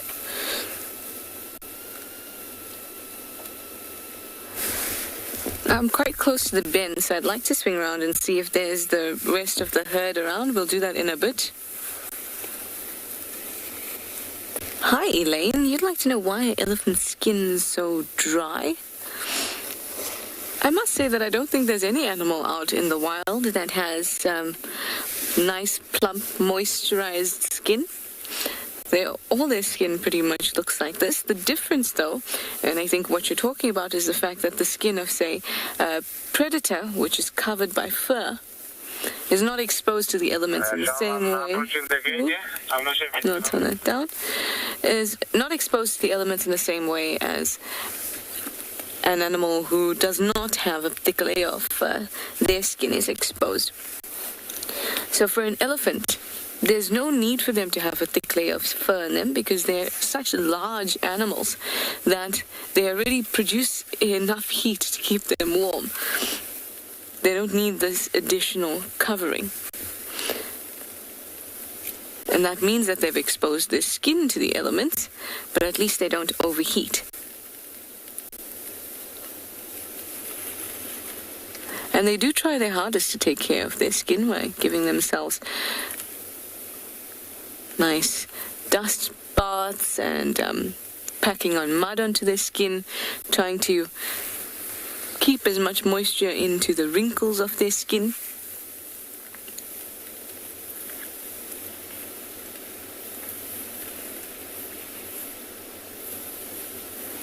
Also remember that drier, more calloused skin is tougher as opposed to the soft skin that you may find, like I said, underneath the fur of a predator.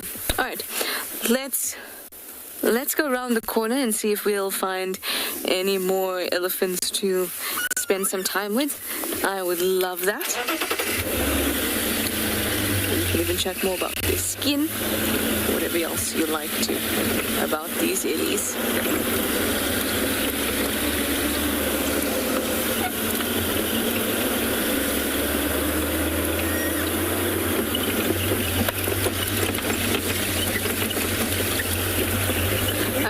Oh, bless you, Darby. I have a feeling that they might be a little further into the block as opposed to coming out where I'm hoping they will. But that's okay. We'll we'll keep on having a look around for them.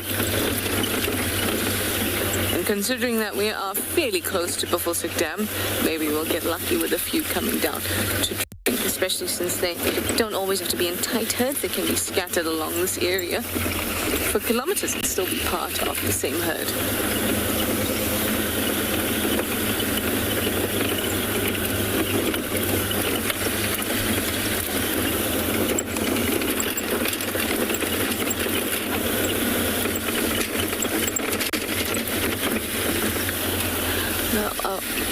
Almost thought I saw a little ellie bum, but I didn't. Okay, so let's keep on moving. Hopefully we'll catch up with some more elephants soon.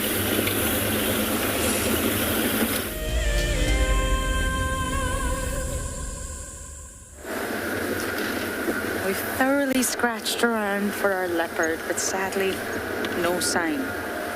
Sometimes the best thing to do is turn up your engine, put your patience pants on, and just see if you can listen. Not just for the sounds of a leopard, but also alarm calls, movement. So that's exactly what we're going to do with you. I'll sit here and listen to the sounds of the bush.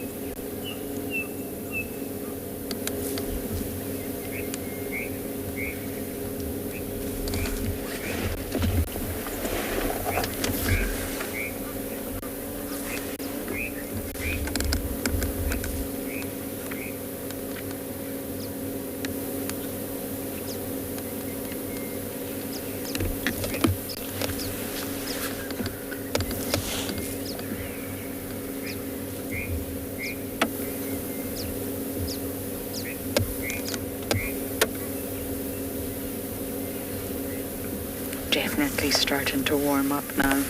So are all the animals, so we're going to keep bumbling.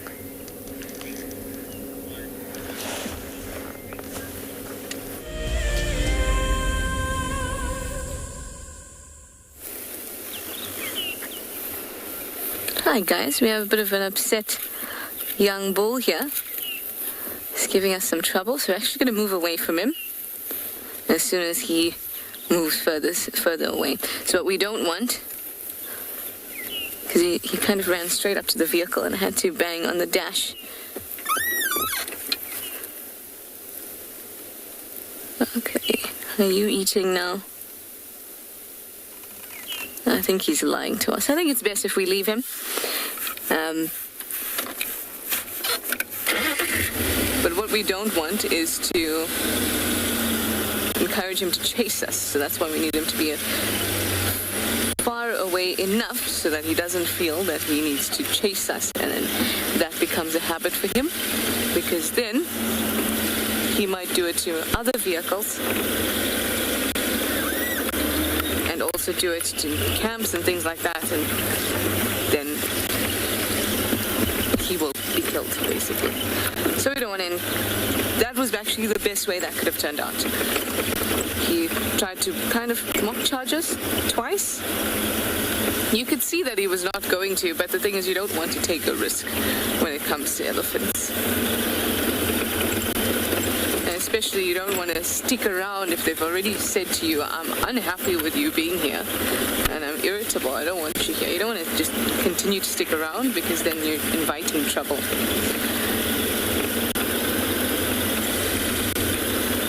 I find that when you get an elephant that behaves this way with the herd, there's a much better feeling about it. They feel more comfortable. The other elephants are usually, if they don't react, then it's, you know, just this one being a little bit fussy. But when they're by themselves like that, you don't know what's bothered them. You don't know if they've seen a predator. You actually, it's like they've all their tracks are moving down here. Okay, let's continue on this road then. So you don't know what's up, and they don't have the support of the rest of the herd in case they feel particularly threatened. Hi, Hammond. You'd like to know if I think an elephant can stick its tongue out. I have seen that, but it's not as you imagine. I shall demonstrate. Davi, please don't zoom in. Davi.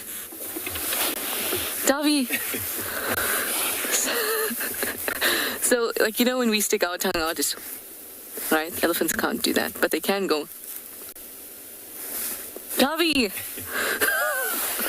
They kind of just can stick it out onto their bottom lip, but they can't put, you know, they can't do that.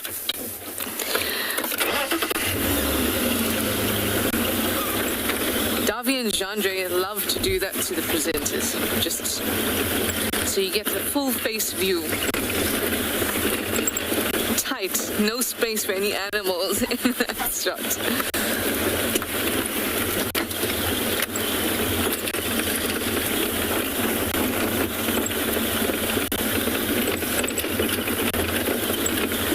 I have a very big tongue. I mean, I guess that's obvious. But it's quite nice when we get a view of an elephant front on and it's eating, and you get to see that really big pink tongue.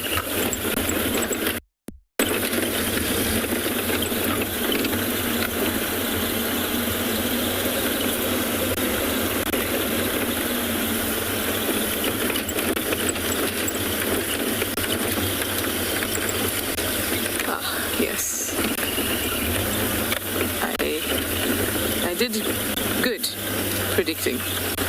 Now she looks like she's on the move, so maybe we'll just wait in a gap. Okay.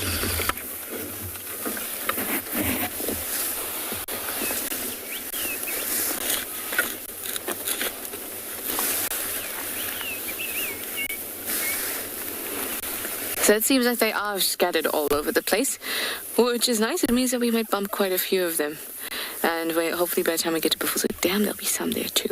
Anyway, let me send you over to Mike. He's still busy tracking his lions.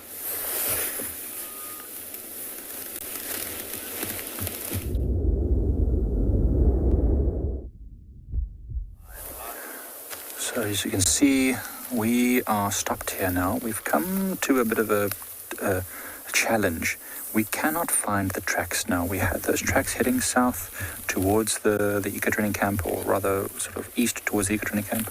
West, east, doesn't matter. But we cannot find them now. We've lost them somewhere along here. We cannot see the tracks, and it's even nice sandy ground. So it should be really easy to find these tracks if they were here. I suspect these lion tracks have somehow crossed this road somewhere that we haven't seen, and so we're going to just keep walking in this direction and never find anything. That would be my thought. So my feeling is that we probably have to somehow go back to where we had those tracks and then maybe walk back across somewhere here, because we should be able to see where it's rocky like this. We've crossed a whole area being super rocky, and it's not easy at all to see the tracks. Now I suspect we need to go back to where we had the tracks and find it going down. Pile, there isn't really a lion pride that lives here. Part of its territory is on here. The core of its territory used to be here. And the hyena clan, we suspect, got a bit too big, about 15 members, and they actively defend this area a lot. And the lion prides in the area had lots of youngsters. I think there are 11 cubs or juveniles, lions in the area. And with so many youngsters, it's just too dangerous for them to be here. The hyenas will really cause them a lot of trouble. I believe that about 17 lions walked past the eco-training camp not long ago, a couple of weeks maybe at the most. So they're starting to move through here as the youngsters get a bit older and more able to defend themselves.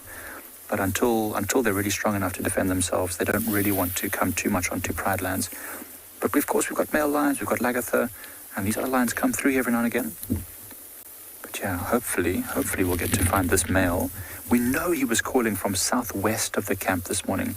He was moving east towards the camp, and he called from the dam wall. We saw his tracks there. So I think the tracks we found up here might be slightly earlier in the morning, coming down to the dam and then going somewhere from there. But then there was also that contact call, that little oomph. So much mystery. I don't know what's going on, but we'll keep you updated. In the meantime, we'll send you over to Trish. He's got some elephants.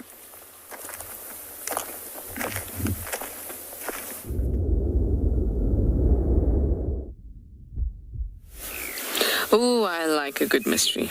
I do like a good mystery. That's why I enjoy tracking as well. And also just trying to figure out something that's happening in the bush. Because it's a bit of mystery. It may not exactly be the Agatha Christie style murder mystery, which is the types that I love, but it is close enough. With our elephant here, not much mystery though. It's just busy eating, enjoying little bits of grass. When they do eat grass, at this time of year, when they're starting to transition away from eating the grass because it is dry, you'll find them mostly eating grass around drainages.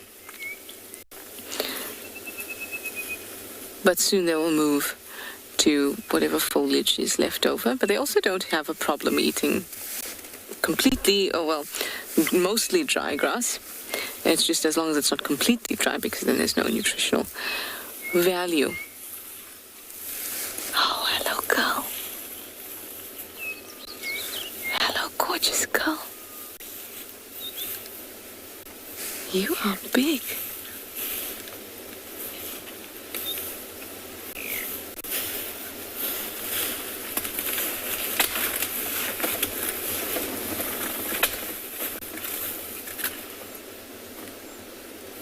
I love hearing the sound of them walk through the bush.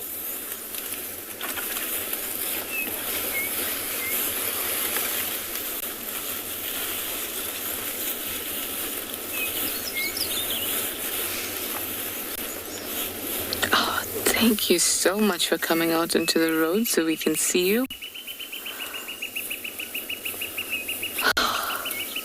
Oh, I love them so much. Imagine here we are just, falling off the vehicle in awe of them, and they're just living their lives. Just going about their enormous business as they do. Okay. Let's make our way towards Buffelshoek Dam and see if there are any others that will join us.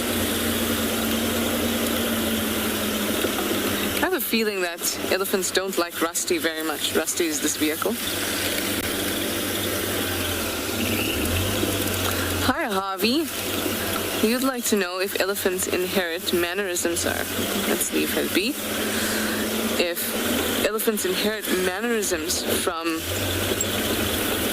their parents, did I hear? Maybe I'll adjust that to their head.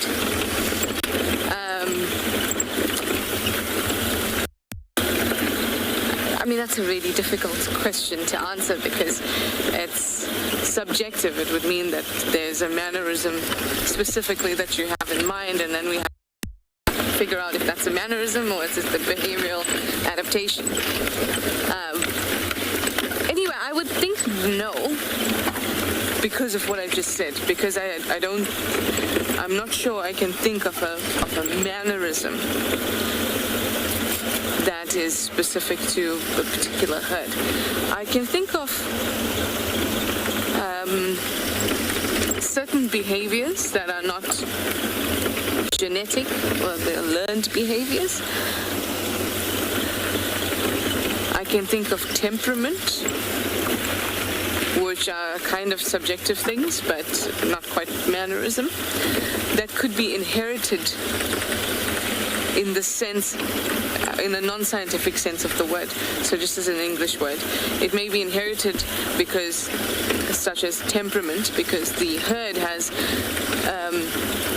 a good attitude towards vehicles. Let's take that example. The herd has a good attitude towards vehicles, and there's youngsters born into that herd. They're going to feel comfortable and also have a good temperament when it comes to vehicles. But that's not inherited in the genetic sense. It's learned. And then also it can very easily be unlearned if that calf has a bad experience with vehicles.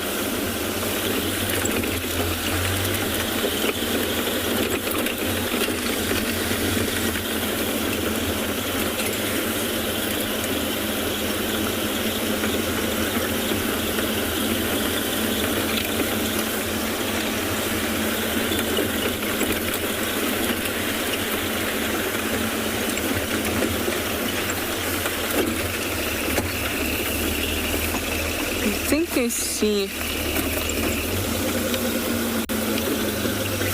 think I see more, so we might be lucky at the Fawcett Dam.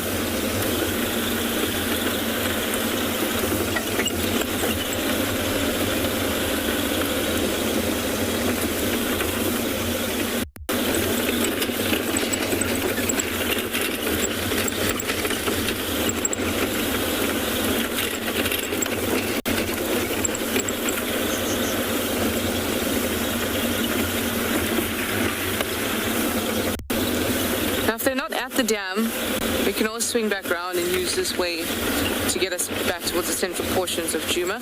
That way we can spend some more time with the elephants as they start to emerge out of that drainage. Anyway.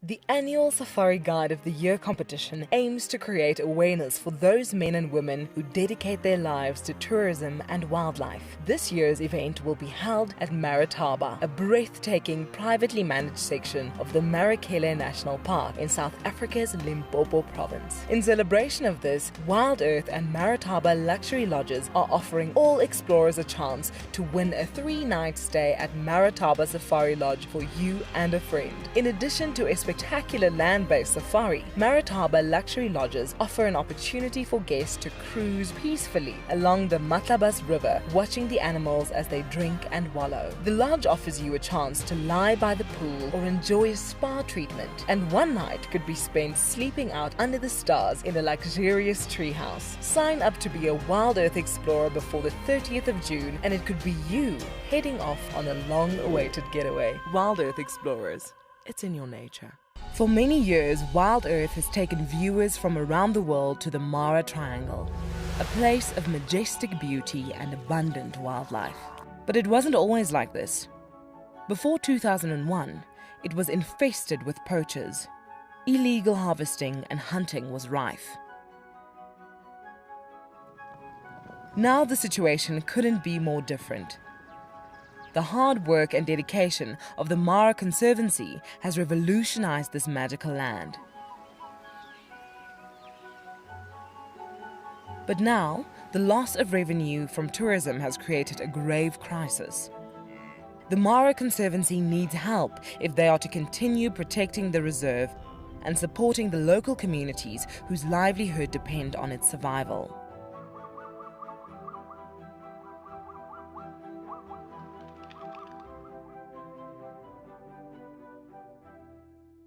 It's a huge privilege to be in these incredible places with these amazing animals. I love filming lions. When they do get up and do something, it's always spectacular. When they are playing, are incredibly fun to watch, especially sabalts and cubs. I love being in the bush and working in these incredible places with these amazing animals. We want to bring it to you so that you can almost feel like you're right there and be able to experience it and enjoy it the way we are.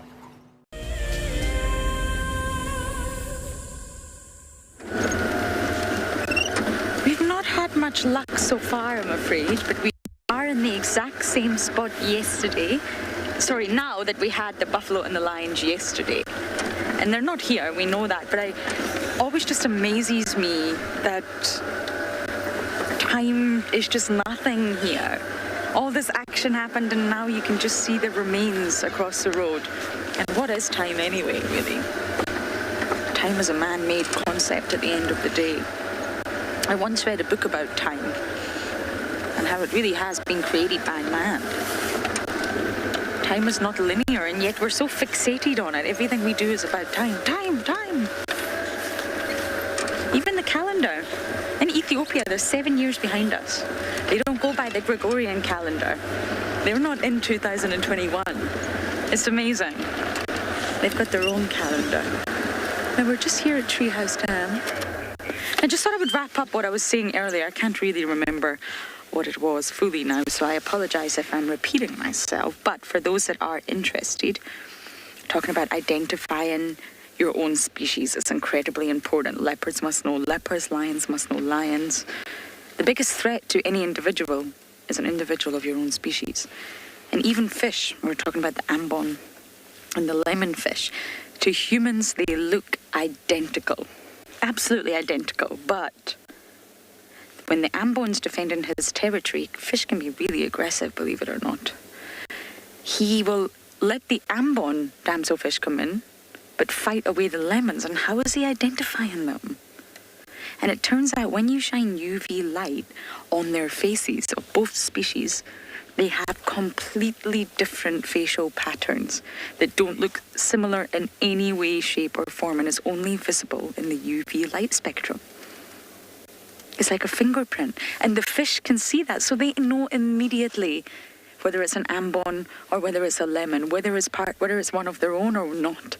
Whereas we can't see that. We are not aware of that. They just look identical to us. But to the fish, they look completely different. And of course they have to be able to recognize, is this the enemy? Is it a different species or is it my own species? Recognition skills, highly important in any animal, and that's why the birds call. That's why the leopards leave scent marks. In fact of the day, actually, I believe in 2014, if I'm not wrong, it was actually discovered that evidence of rods and cones in a fossilized shark creature that lived over 300 million years ago. It was concluded that that shark actually had color vision because of the evidence of the rods and the cones. And they thought that maybe color vision was actually originally invented underwater. And since then, fish have evolved all sorts of visual capacities way beyond our own. We think fish are basic, they're not at all. So color vision, was it really invented underwater?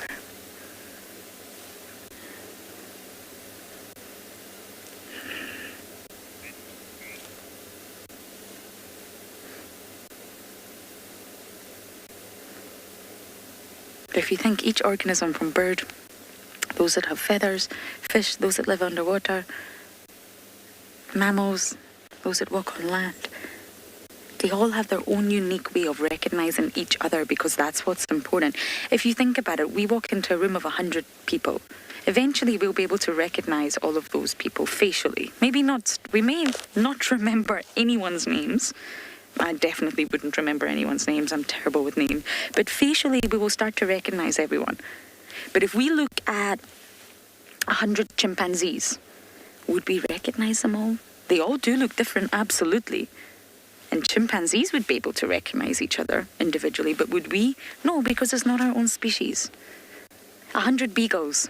I'll recognize my own beagle, Little Miss Puppy, but would we be able to recognize individually 100 different beagles? Probably not, no, because we don't need to. It's not our own species. And that's what's important when you think about animals out here and how they survive. Must be able to recognize their own. Daz, are you ready to bumble? We have an hour left. I feel like we can do this. We can find an animal. Yesterday was very busy for me. Lots of excitement, but we can do this.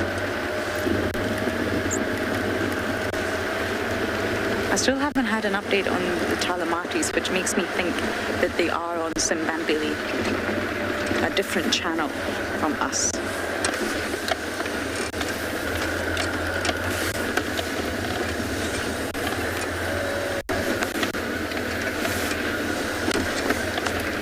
Even hyenas, if you think about it, they're in a clan. Yes, they squabble, they fight, they have a hierarchy, they can be aggressive with each other in their own clan, but they immediately know when it's a hyena from a different clan, and it's a completely different set of behavior. So they recognize their own, they have to. They can recognize all members of their own clan's individual calls, and they have up to 14 different calls. Think of the North clan in the Masai Mara. Good old Waffles, I miss her very much. There's about 90 members of that clan, so a hyena can recognize all 14 calls of each 90 individuals in the clan. Now that's 9, 14. Are you good at maths, Darren? Darren's eyes just went very wide there. But anyway, that's a lot of calls, that's a lot of identification and audio, and that just shows you another remarkable cognitive ability from hyenas. But the point is they need to recognize their own, and they also need to recognize when it's not their own. Different clan member, that's what's important. A lion's just a lion. Any lion's a threat. It doesn't matter if it's the Talamatis or the Inkohuma or Purple Eye or Dark Mane. Don't need to know these animals individually. They just know full stop. Lions are a threat. The enemy.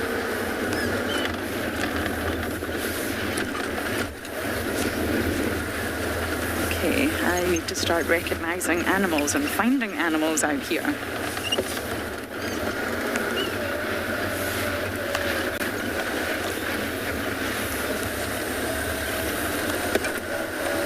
Apparently Sabui crossed into the property yesterday, but I didn't see any signs. We had a look around Gary Main.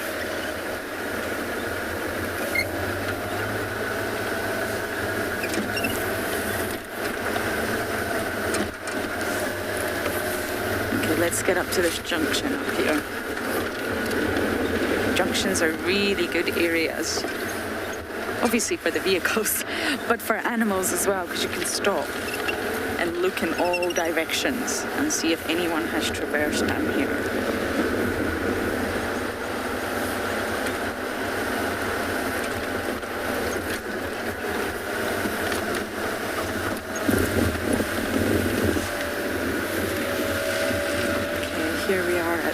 Junction.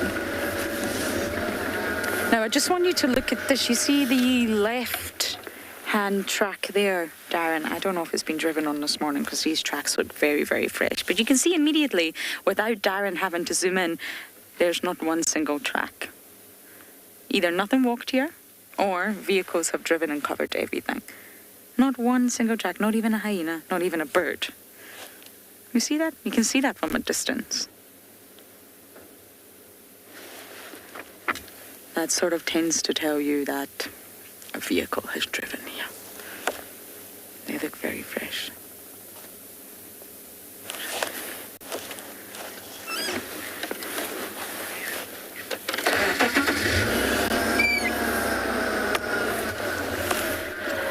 Lucas, that's a very tricky question because again, animals covered us and everything else. So it covers insects, fish, birds, mammals. So an animal that is territorial will not leave its territory unless it's under pressure.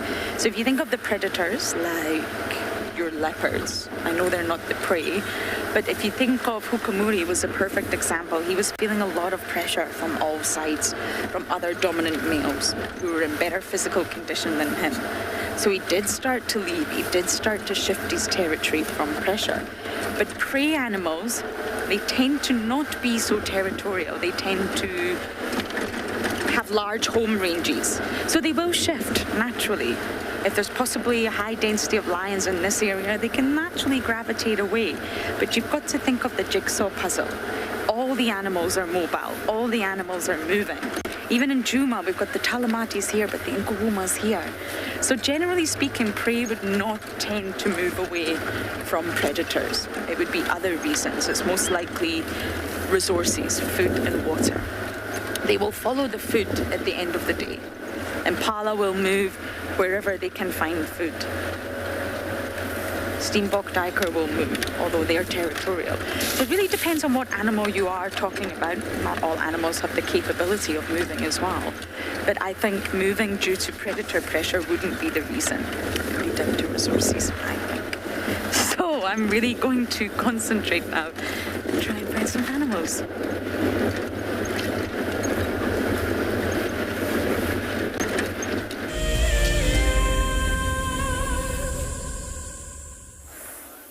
We finished our lion search and we've now found a buffalo. We've come back to Ndlovu Dam, and this big old Dugger boy is, well, I'd say Dugger boy, it's a buffalo bull, now making its way down to the northern edge of the dam. Hopefully not going to walk up onto the dam where we are.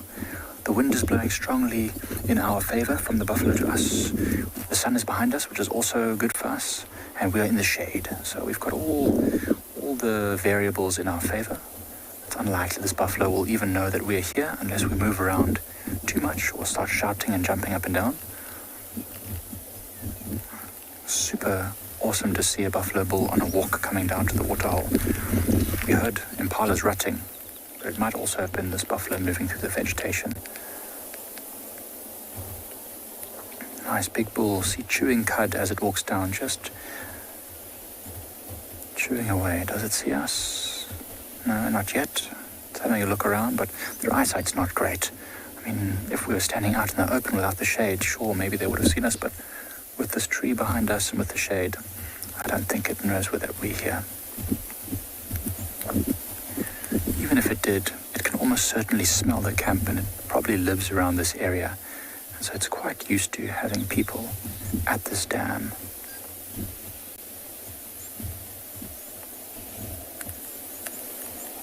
It's going to come and drink underneath JP's favorite tree, the apple leaf. Now you can see that buffalo. It's got lots of bare patches on its skin. It's getting older, losing its fur. It's covered in old mud from when it last mud wallowed, but still incredibly powerful, very strong, and definitely one of the most feared animals in all of Africa, especially when you're on a walk just like this. But we're in a pretty safe spot, other side of the water.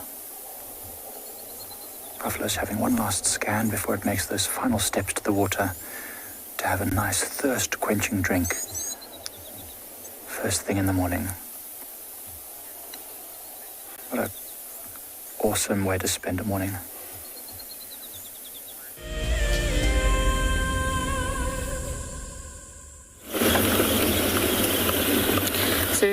So we've gone past Buffelshoek Dam and there was nothing happening there. So we swung past around to come back to where the elephants were kind of scattered along, hoping that more would pop out and we'd be able to see them once they emerge from the drainage. But it looks like they're actually moving in the opposite direction to us, but maybe we'll get lucky because as we came along we didn't see any.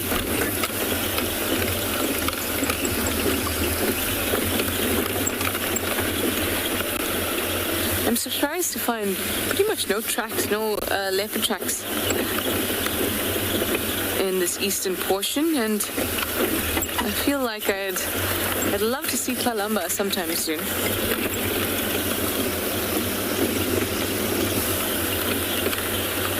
We just drove past that area where she was in the dead leadwood. Actually, I think we're about to drive past it again too, and it reminded me of her, and I thought, oh, I miss her.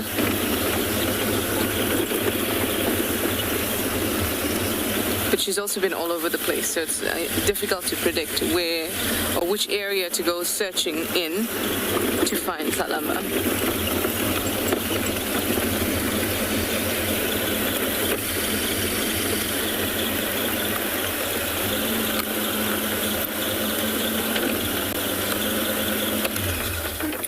I'm just going to park here. There were Dwarf Mongoose, at least one, on the road.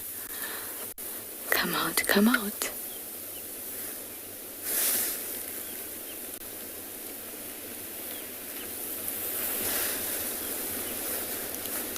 This is when we have to wait patiently for them to emerge again.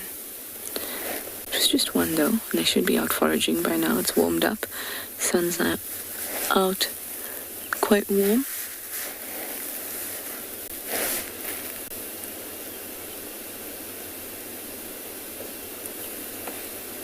There he is. Hello, little dwarfy. Thanks for coming out onto the road for us.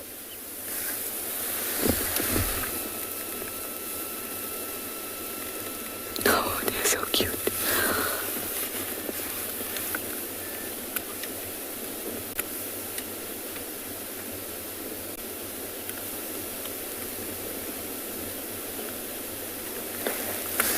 This one's eyes look extra big, like it's begging for something.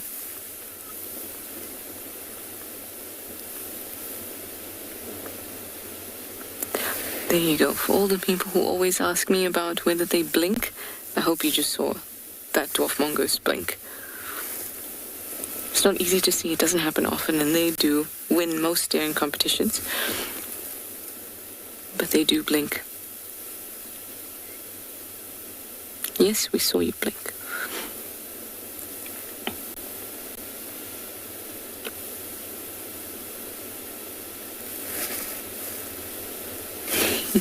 I know everyone. I know they're very, very cute. I really do love them.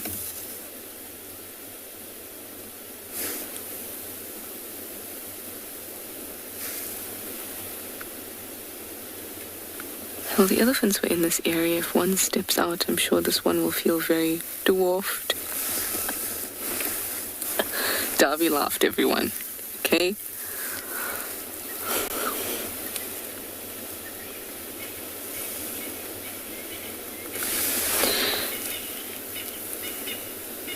And if you can hear this Franklin in the distance, it's in the drainage.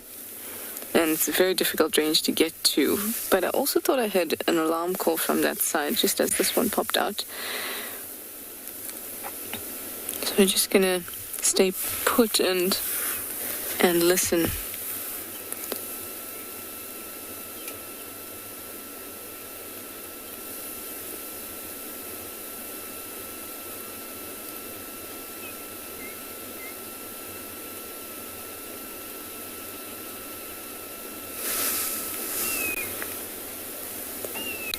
Looks like that dwarf mongoose is also interested in whatever is in that drainage. It's looking off in that direction. Where's the rest of your friends?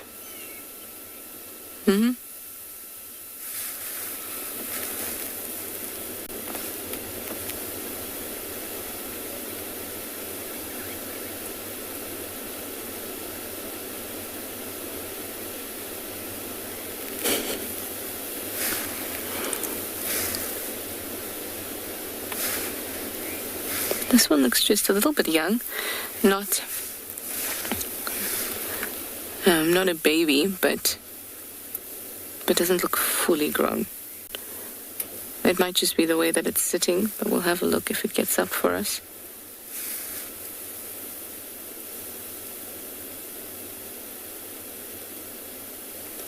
It is amazing how aware of us, our movements, even if we're silent and we're here.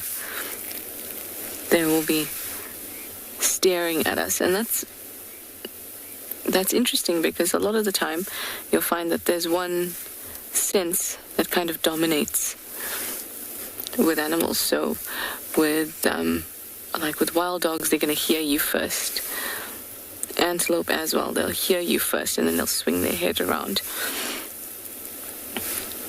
And then if you're very quiet, they'll be comfortable and carry on doing their thing.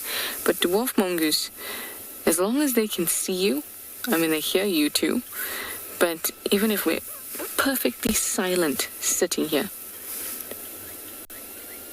they don't, or the assumption is that they don't just think, this is just a rock that's rolled up on the road. They're very aware that this is not part of their normal environment. They're curious about it, but also very, very cautious.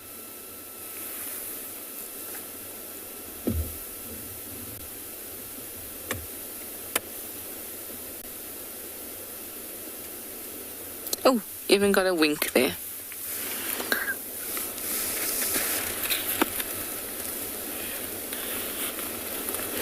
Hi Roxanne, you'd like to know if mongooses are diurnal? Most of them are. Diurnal means that they're active during the day. Most of them are, but we also get a nocturnal species of mongoose here called a white-tailed mongoose. We've been finding quite a few of them around, so maybe tonight we can find you one.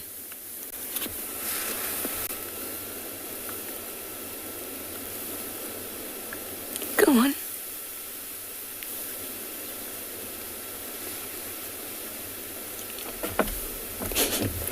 Off you go.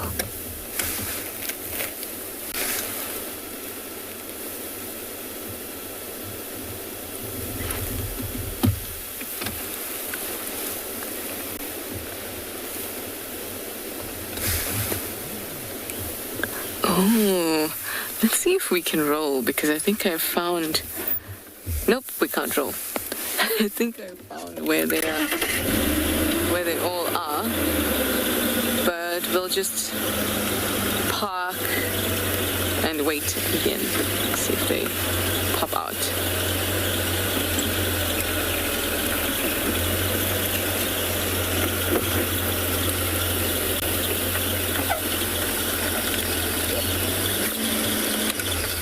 So it's this termite mound here that I saw them all scurrying off into.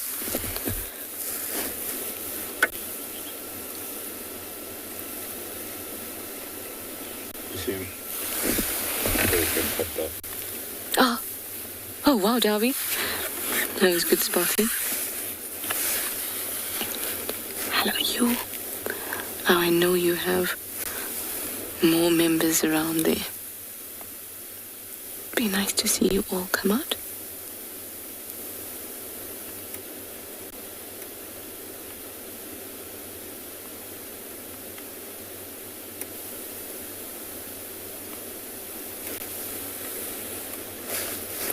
Oh, Darby, there's one at the top of the mound.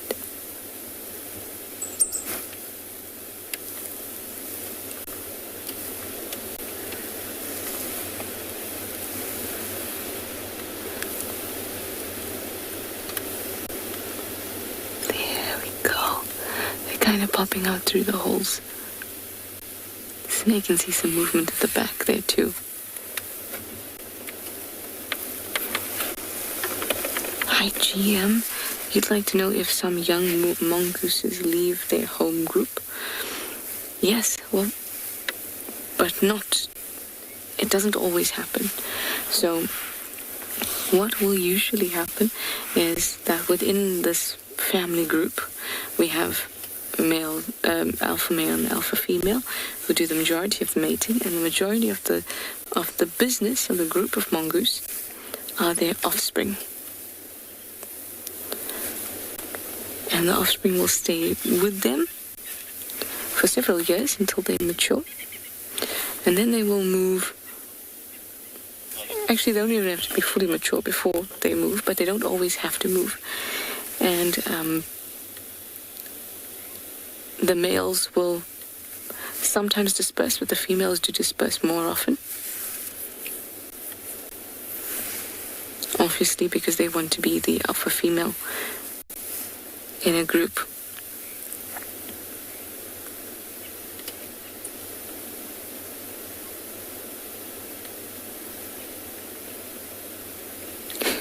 That's very cool. And if you saw one of them move to the head with me, well, obviously you didn't see me move my head, but I heard an elephant breaking a branch nearby, and both me and the mongoose looked in that direction at the same time.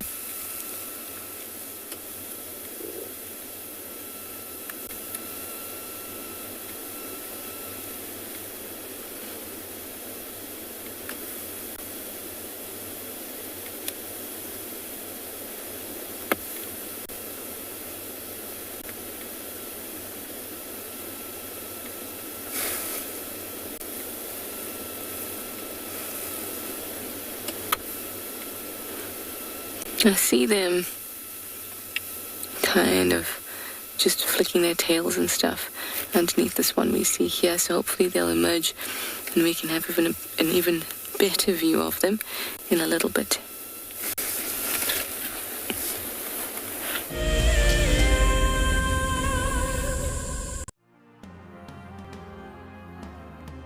This is Jake Whitener, all the way from the US, and he is a holder of the Ticket to Dream. I decided to support and buy the Ticket to Dream to help WildEarth in its mission of conservancy towards animals and the environment. If you want to go on safari with a WildEarth guide whilst honing your bush knowledge and of course featuring in one of our shows, then head over to our website. And I would highly recommend that people would be involved in that program. Sign up to be a WildEarth explorer and you could be making your first ever on-screen appearance. Ever since I was able to get the Ticket to Dream, I've been looking forward to coming on this drive. It is an absolutely fabulous experience and it's great. Founded in 1973, the Endangered Wildlife Trust has consistently and effectively worked towards achieving our conservation legacy.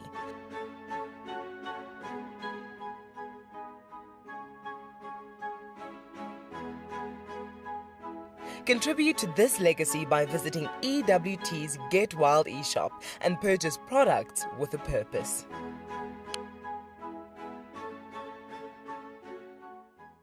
My name is Steve, and one of my favorite things at WildEarth is getting questions from you. The type of questions that I really like are those ones that really help us to unpack and understand and really integrate the ecological knowledge and fully appreciate the importance that animals such as these Cape buffalo bring to the ecosystem.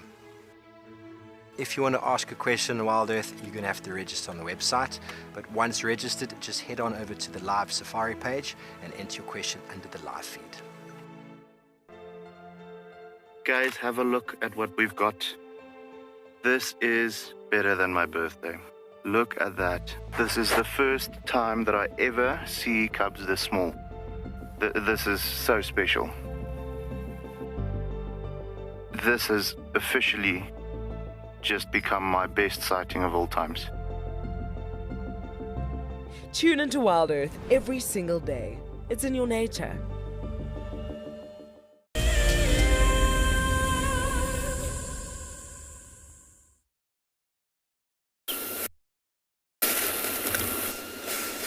A few have emerged, but they seem to be a little bit more comfortable with our presence, so that's good.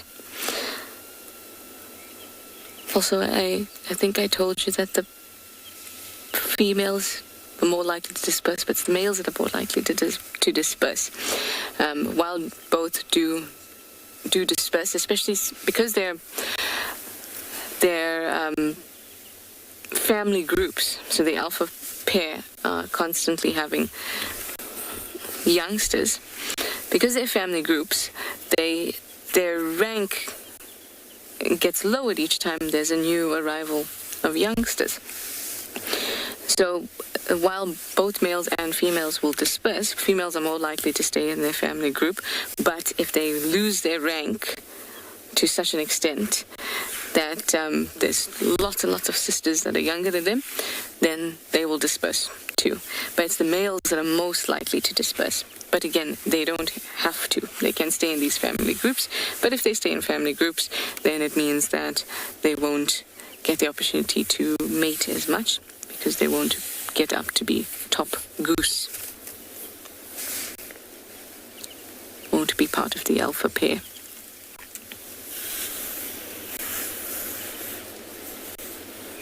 And for most of those individuals, it takes a couple years before they are able to disperse.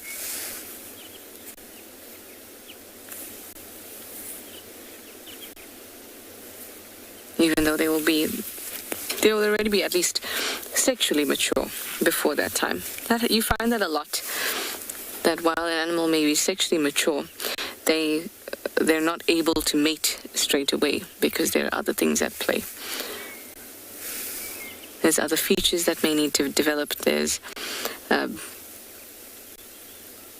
dominance or hierarchy that's got to be sorted. All those things need to be in place before an animal can mate. Unfortunately, just simply being sexually mature is not sufficient. Oh, there we go. Somebody's coming to say hi to this one on top.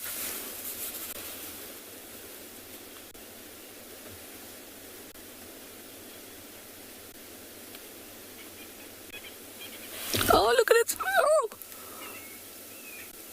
That was very sweet. I'm not sure if that was a stretch or it was half falling and losing its balance. Whatever it was, it was very cute.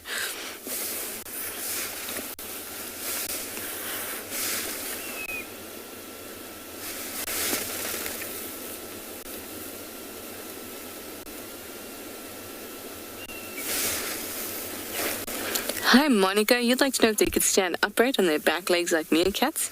They certainly can. They're able to do that. So a slender mongoose. In fact, I saw one doing it yesterday. And Chitwa. They can definitely do that. You'll find that a lot of small mammals can do that. You might even find with your hamster, if you've got one, or a mouse or rat, that they'll also be able to do that. And that's because being an animal that's so close to the ground, you learn how to change your behavior to see better. And so you very quickly learn that if you stand on your back legs, you can see over certain objects. And obviously if you're small, that's particularly useful.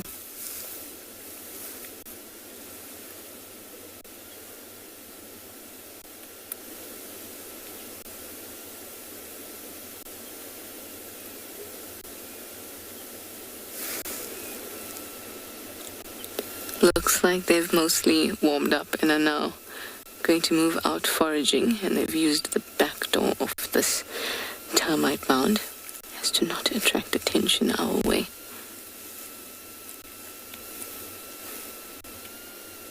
I can just see a bit of movement in that gap. There you go.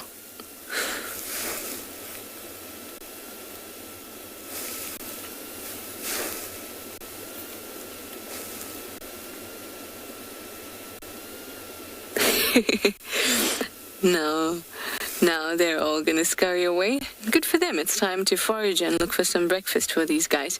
Well, I'm going to send you over to Lauren. She's in a bit of a bumble, and we're going to make our way towards the central portions of Djuma.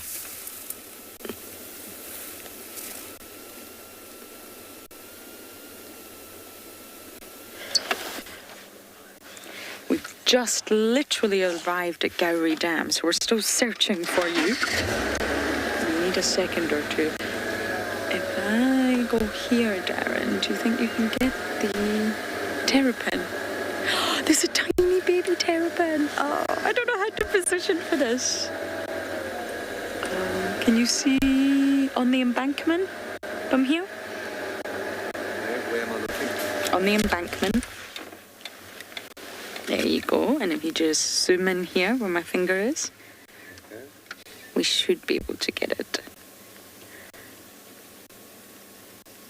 There you go. On the left, on the actual embankment, not in the water, there's a tiny, tiny terrapin.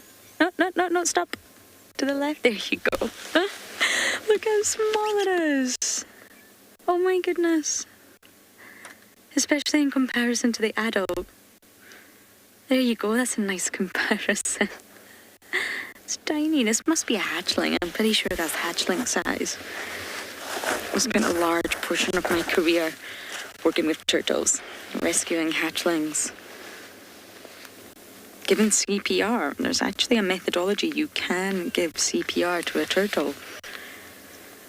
I'll never forget the day I was employed to work in the pre-opening team of a resort in the Maldives.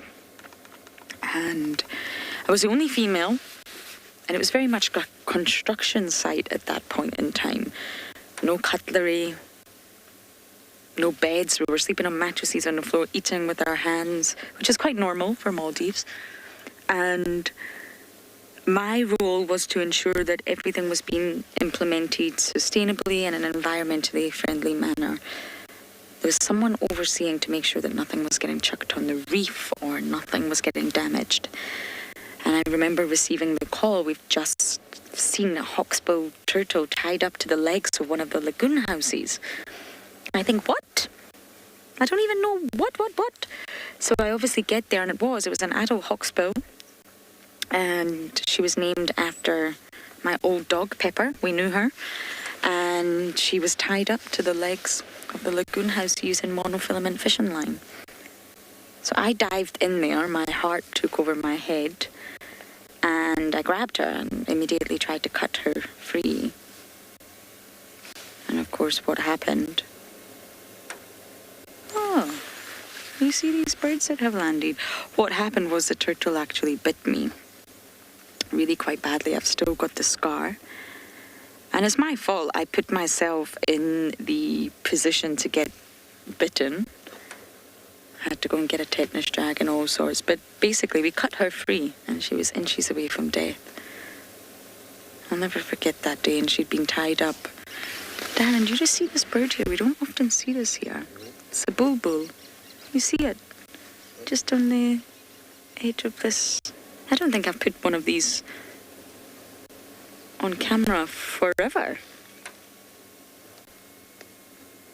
No, it just started. Oh, this is still there. You see it? It caught something.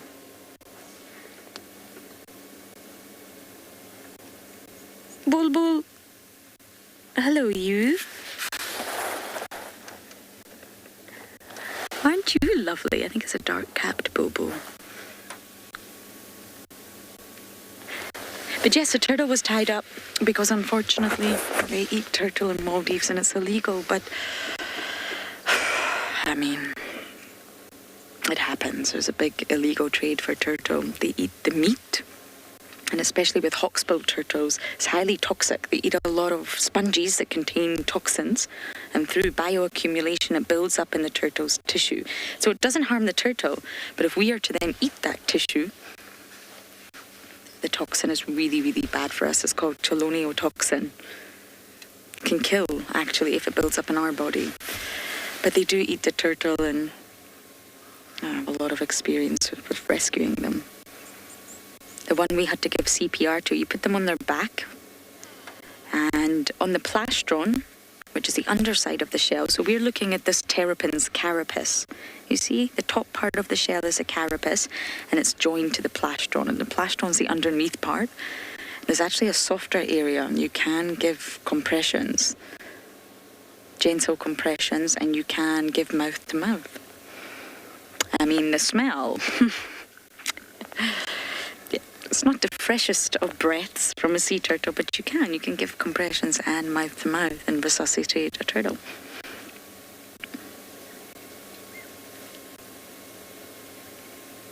I think they're just fantastic. Chelonians. The slow life of a reptile.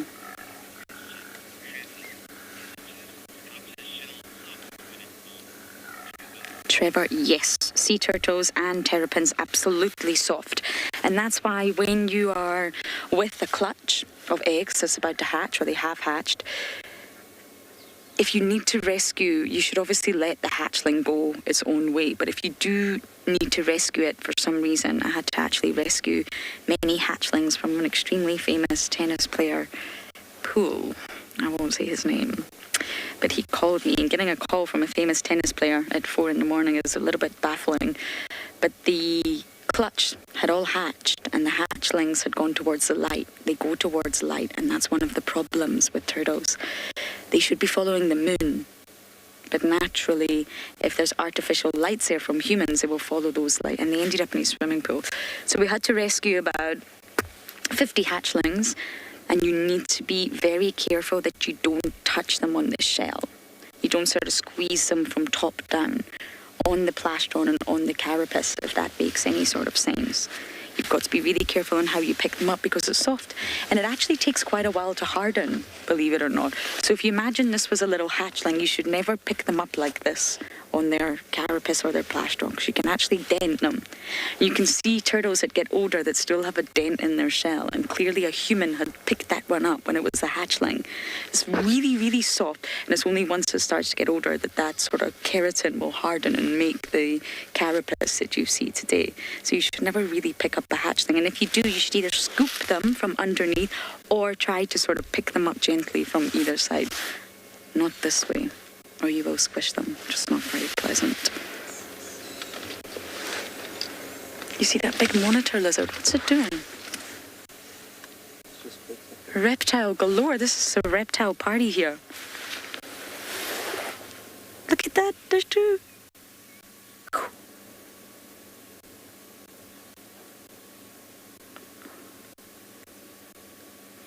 Are you two having a romantic moment there? I feel like they might be. Darren, would it help if I went forward a little bit? Okay, they're getting very close here. I don't know what they're doing. Monitor lizards generally don't prey on the terrapins. But they can. They're equipped with these sort of really sharp... What are they doing? They're cuddling.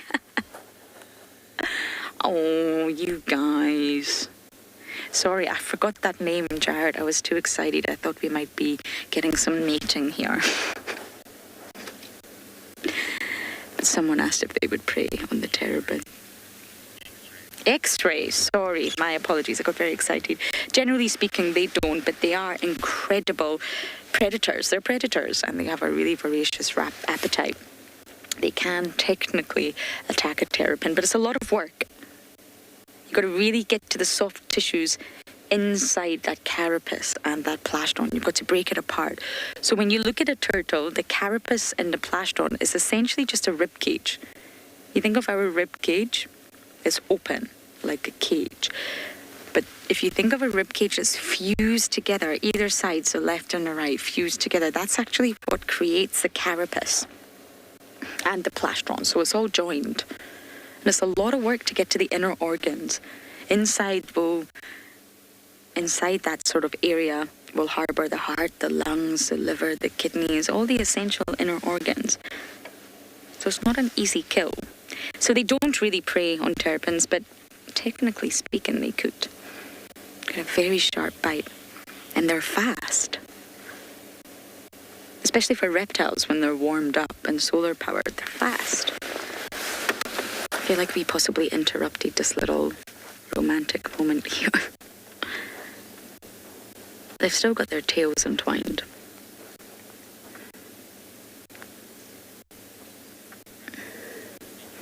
Yeah, this is so lovely. I think we're going to sit here a little bit longer at Gowrie Dam.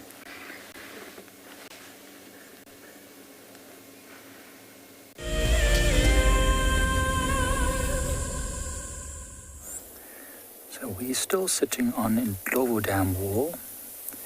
There's now, in exactly the spot where that buffalo was, there's now a whole group of impalas coming down to drink. One of them actually almost run us down. It was running along the dam wall, and we just stood very still, and it ran probably within 15 meters of us. Oh, now they're all off. I wonder what spooked them. Perhaps the monkeys. Could also be the scent of the lions that we've been following this morning. So our tracking partner, Morris, says that those lion tracks were going back and forth, up and down, all over the area north of the dam. And so it's tracks of maybe 2 male lions and also a lioness. So it could be that they're actually trying to follow that lioness. If it's Lagatha, we know that she's almost at the age now where she's old enough to start breeding. She must be getting to close to 3 years old, which is about the time she should normally have been having her first litter, maybe around about there. Which is great to see that the male lions are taking interest in her, because if she's able to mate with them, maybe, just maybe, she'll be able to establish a proper territory here and a new pride. And we know this is the core of the area she uses, which might mean that she can bring more lions onto Pride Lands, which will be fantastic. Now, the impalas have moved off. There's a few monkeys at the water's edge, but we can't see them from this angle that we're at right now. However, I'm sure more things will come down sooner or later. It's getting warmer.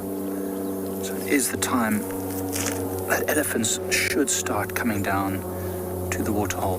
There's an airplane flying directly over us, if anyone was wondering about the noise.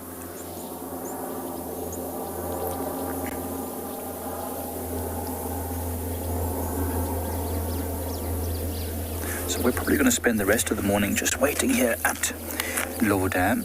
You know, if those male lions are somewhere just north of the dam, and the lioness as well, there's a great chance, an absolutely phenomenal chance, that those lions will come here this evening to drink, which would be great for all of you and for us if we can get that on film a little bit later.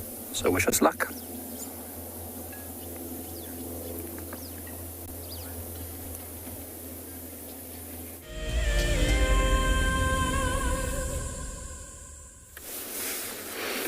Seems like it's the perfect time for all the mongoose to be out and about. Now you can see here, this mound is a little bit more bare, so we're able to see the mongoose much more clearly.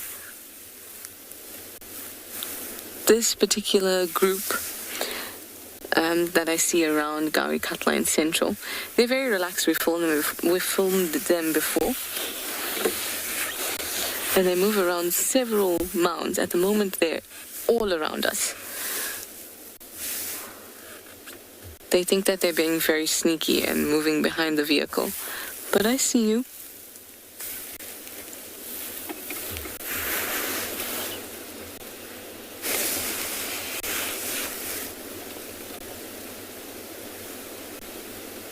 I think they're one of the more relaxed groups that we have here on Djuma, because they don't react to us moving or the loudness of my voice very much at all. Now, they can be habituated in the same way as meerkats can. Just takes a little work. I mean, even in the meerkats, it takes a lot of work for that to happen. And that would be awesome to have a habituated group. So all a habituation means is that they are comfortable with the presence of humans or a vehicle. Doesn't mean that we encourage touching them or feeding them or anything like that. That's not habituation. That's trying to domesticate them. What it means is we want to get them comfortable with our presence. Obviously, like I said, it takes a lot of time and effort. You'd have to sit with the same group of mongoose for days and days and days and days and days and days and days. And for hours.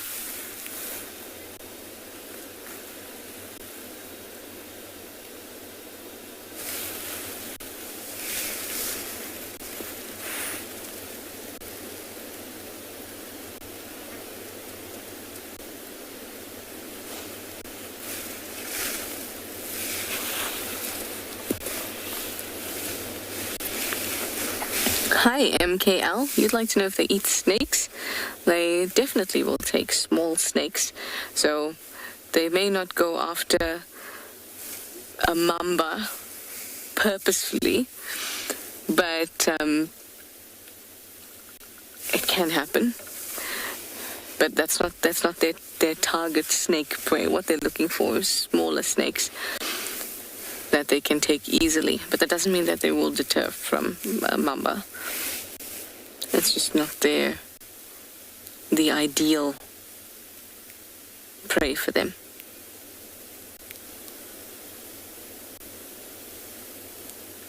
But snakes, lizards, insects, termites, snails, a very wide variety. Scorpions, they love scorpions.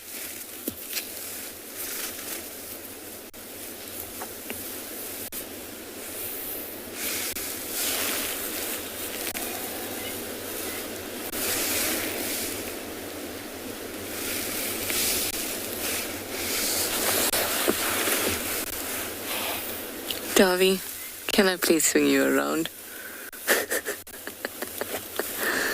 There's one on this branch that looks very pensive, I would say.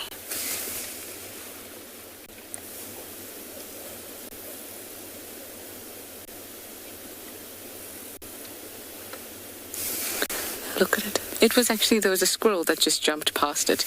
So for a second it looked like they were just sitting together. So if you had enough foresight, you could have taken a photo and it would look like they're being friends. But in fact, it was just passing by.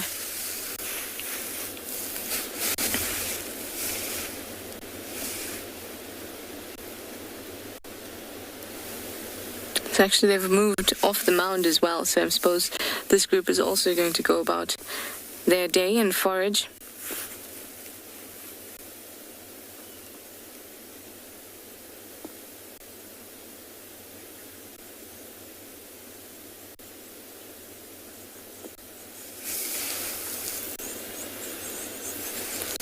Everyone else is pretty much moved on. This is the only one we've got left.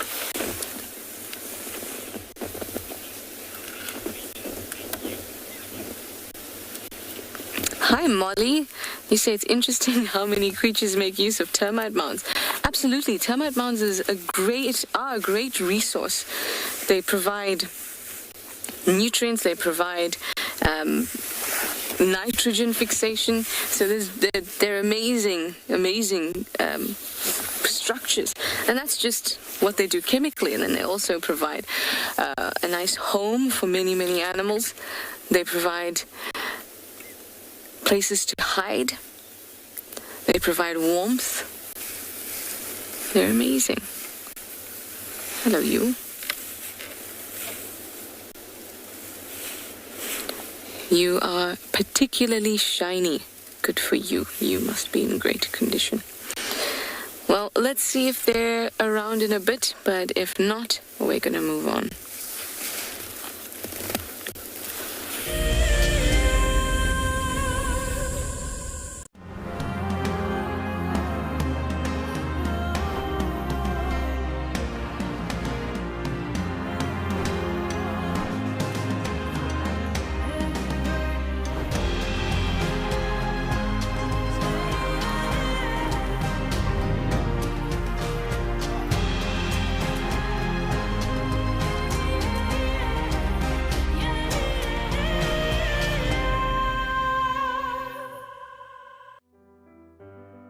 Educating our youth about the environmental threats we face is critical. Our future depends on it. The Wildlife and Environment Society of South Africa, WESA, is actively leading the charge. Their goal is to encourage children to fall in love with our natural world and to empower them to live sustainably in the future. Through their school programs, the children learn to report on environmental issues through videos, articles and photos. The WildEarth program has changed my life in so many beneficial ways. Being out there at the workshops, I was entitled to talk with others, socialize, as well as my writing skills and leadership skills have improved, so it has been great. WESA is a membership-based organization. By joining WESA, you will be helping to provide valuable support for these youth education initiatives. Hi everyone, my name's Daniel Fisher and I'm going to be your guide this afternoon. I'm looking really forward to taking you through and showing you all the beautiful places here at andBeyond in Ngala. If you have any questions, please register on our website. Once registered, go to the live page feed and post your questions underneath the live feed. Join me on my next safari through andBeyond in Ngala on WildEarth. Send me live questions through the WildEarth website and I'll answer them live from the African bush. Look at this, the little one is up and about. Certainly hasn't had enough milk at this age. No amount of milk is enough. Oh, Corky. Too sweet. Oh, look at this.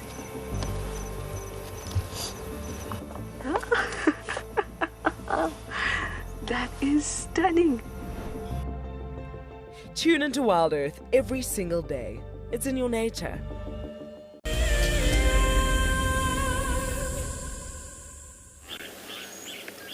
We're just trying to keep up with this water monitor. Hello. They're so alien-like, but just beautiful. I don't think reptiles get enough attention as they should. People fear snakes. They don't understand the sort of reptilian biology. But they're incredible. And oviducal sperm is something I've been studying a lot. Oviducal sperm storage. And it's actually known in females across almost all taxa of reptiles, where they're able to store viable sperm for a really long time inside their body and then use it. And I know that sounds bizarre, but just think how incredible that is. You can just keep that inside of your body. Don't need to then go and seek a mate. You can sort of separate events if you like. Copulation is different from fertilization. You can allow your hatchlings to hatch, lay your eggs at the optimal timing for sort of any climatic variations or environmental variations. You are in charge. You've already mated. And you're separating fertilization as two very different events. And you're in charge of that. That's incredible. And there was actually a study on hawksbills again, which is one of 7 species of sea turtles. And they sampled 12 females, her tissue and her DNA. And basically they were observing them coming back to nest. Female turtles are philopatric, which means they will come all the way back to their natal beach to lay their eggs. It's really remarkable. And the offspring of one female hawksbill turtle were all sired by the exact same male as her previous visits. They were following her for a really long time. The same male, how on earth can that be? They're not monogamous. And also, it's highly unlikely that she would encounter the same male year after year. We're talking about the big, vast, wide ocean here. Not just a small little territory around Gowrie Dam, the ocean. She's not going to meet that same male. So what's happening is that she mated with this one male many years ago. He obviously impressed her, you know, big, strong genes. And she's just saved his sperm and literally used that time and time and time again for her clutches. Security measure. Got the sperm. Job is done. It's incredible. Absolutely incredible. Avoids inbreeding, I guess. Avoids sort of male coercion. Sea turtles can be very aggressive when mating. You've got one female and about 8 males, all dragging you down. And you breathe air, remember. You need to come to the surface to breathe air, and you've got all these males fighting over you. Oh, the sea turtles, the terrapins back, Darren, just at the edge, the shore. Oh, no, we're going away again. We got scared. The monitor lizard scared you. You can still see them swimming away. And you don't have to mate again. You don't have to go through that awful scenario again where you've got all these males trying to drag you down with the possibility of drowning.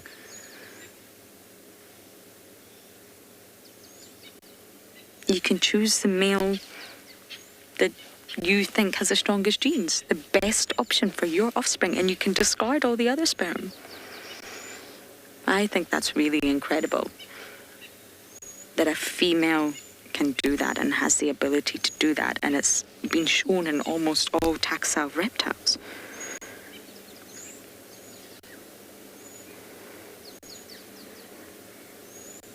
Females don't really care about the males, remember. She cares about her offspring, her future offspring, her bloodline. That's the female's drive in life.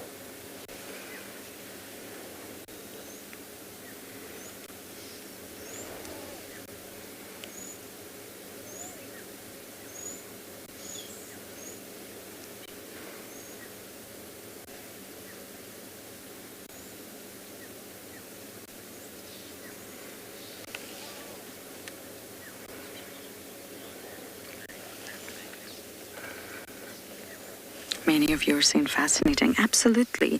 And there's all sorts of different explanations, but really it comes down to fertilization assurance. You've got the sperm. You're in the big, vast, wide ocean. You may not encounter another male. You may meet no other turtles of your own species. You may only meet females. You may meet males, but you also may not. But who cares? You've already mated. You've got that sperm. That's one thing, fertilization assurance. Sperm selection. So you can store sperm from one male thinking he was a goodie. I quite liked him. He charmed the pants off of me. But then you might meet another male and you're like, whoa, no, this one is so much better. So you can discard that sperm that you don't need and then store the sperm of the male that you sort of preferred. Or some species can store multiple sperm in different pouches from multiple males. So you can choose. That's incredible. Mind-blowing. And of course, genetic variation. There's a possibility that for a large clutch, I mean, some sea turtles can lay over 100 eggs in one go, one clutch. Multiple paternity, so they don't all have the same father. This is for genetic variation for so many different reasons.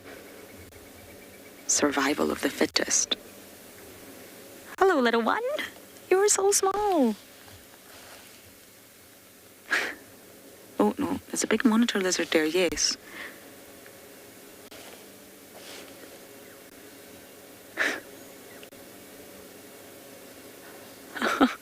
The monitor lizard's on the move, and that's why this little terrapin's like, nah, I want a sunbathe, but, no.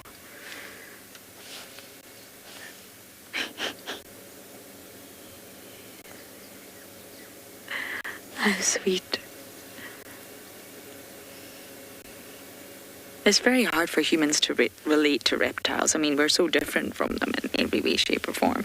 Snakes can be dangerous. They can kill humans. And lizards, big Komodo dragons are also scary. But really, their biology is just fascinating. Their survival strategies. I think that always has to be appreciated. Always try and get into the mindset of the animal that you're looking at. I mean, I personally feel these female turtles have got it sorted. If they just have to mate once and store the sperm, they have got it sorted. Independent ladies.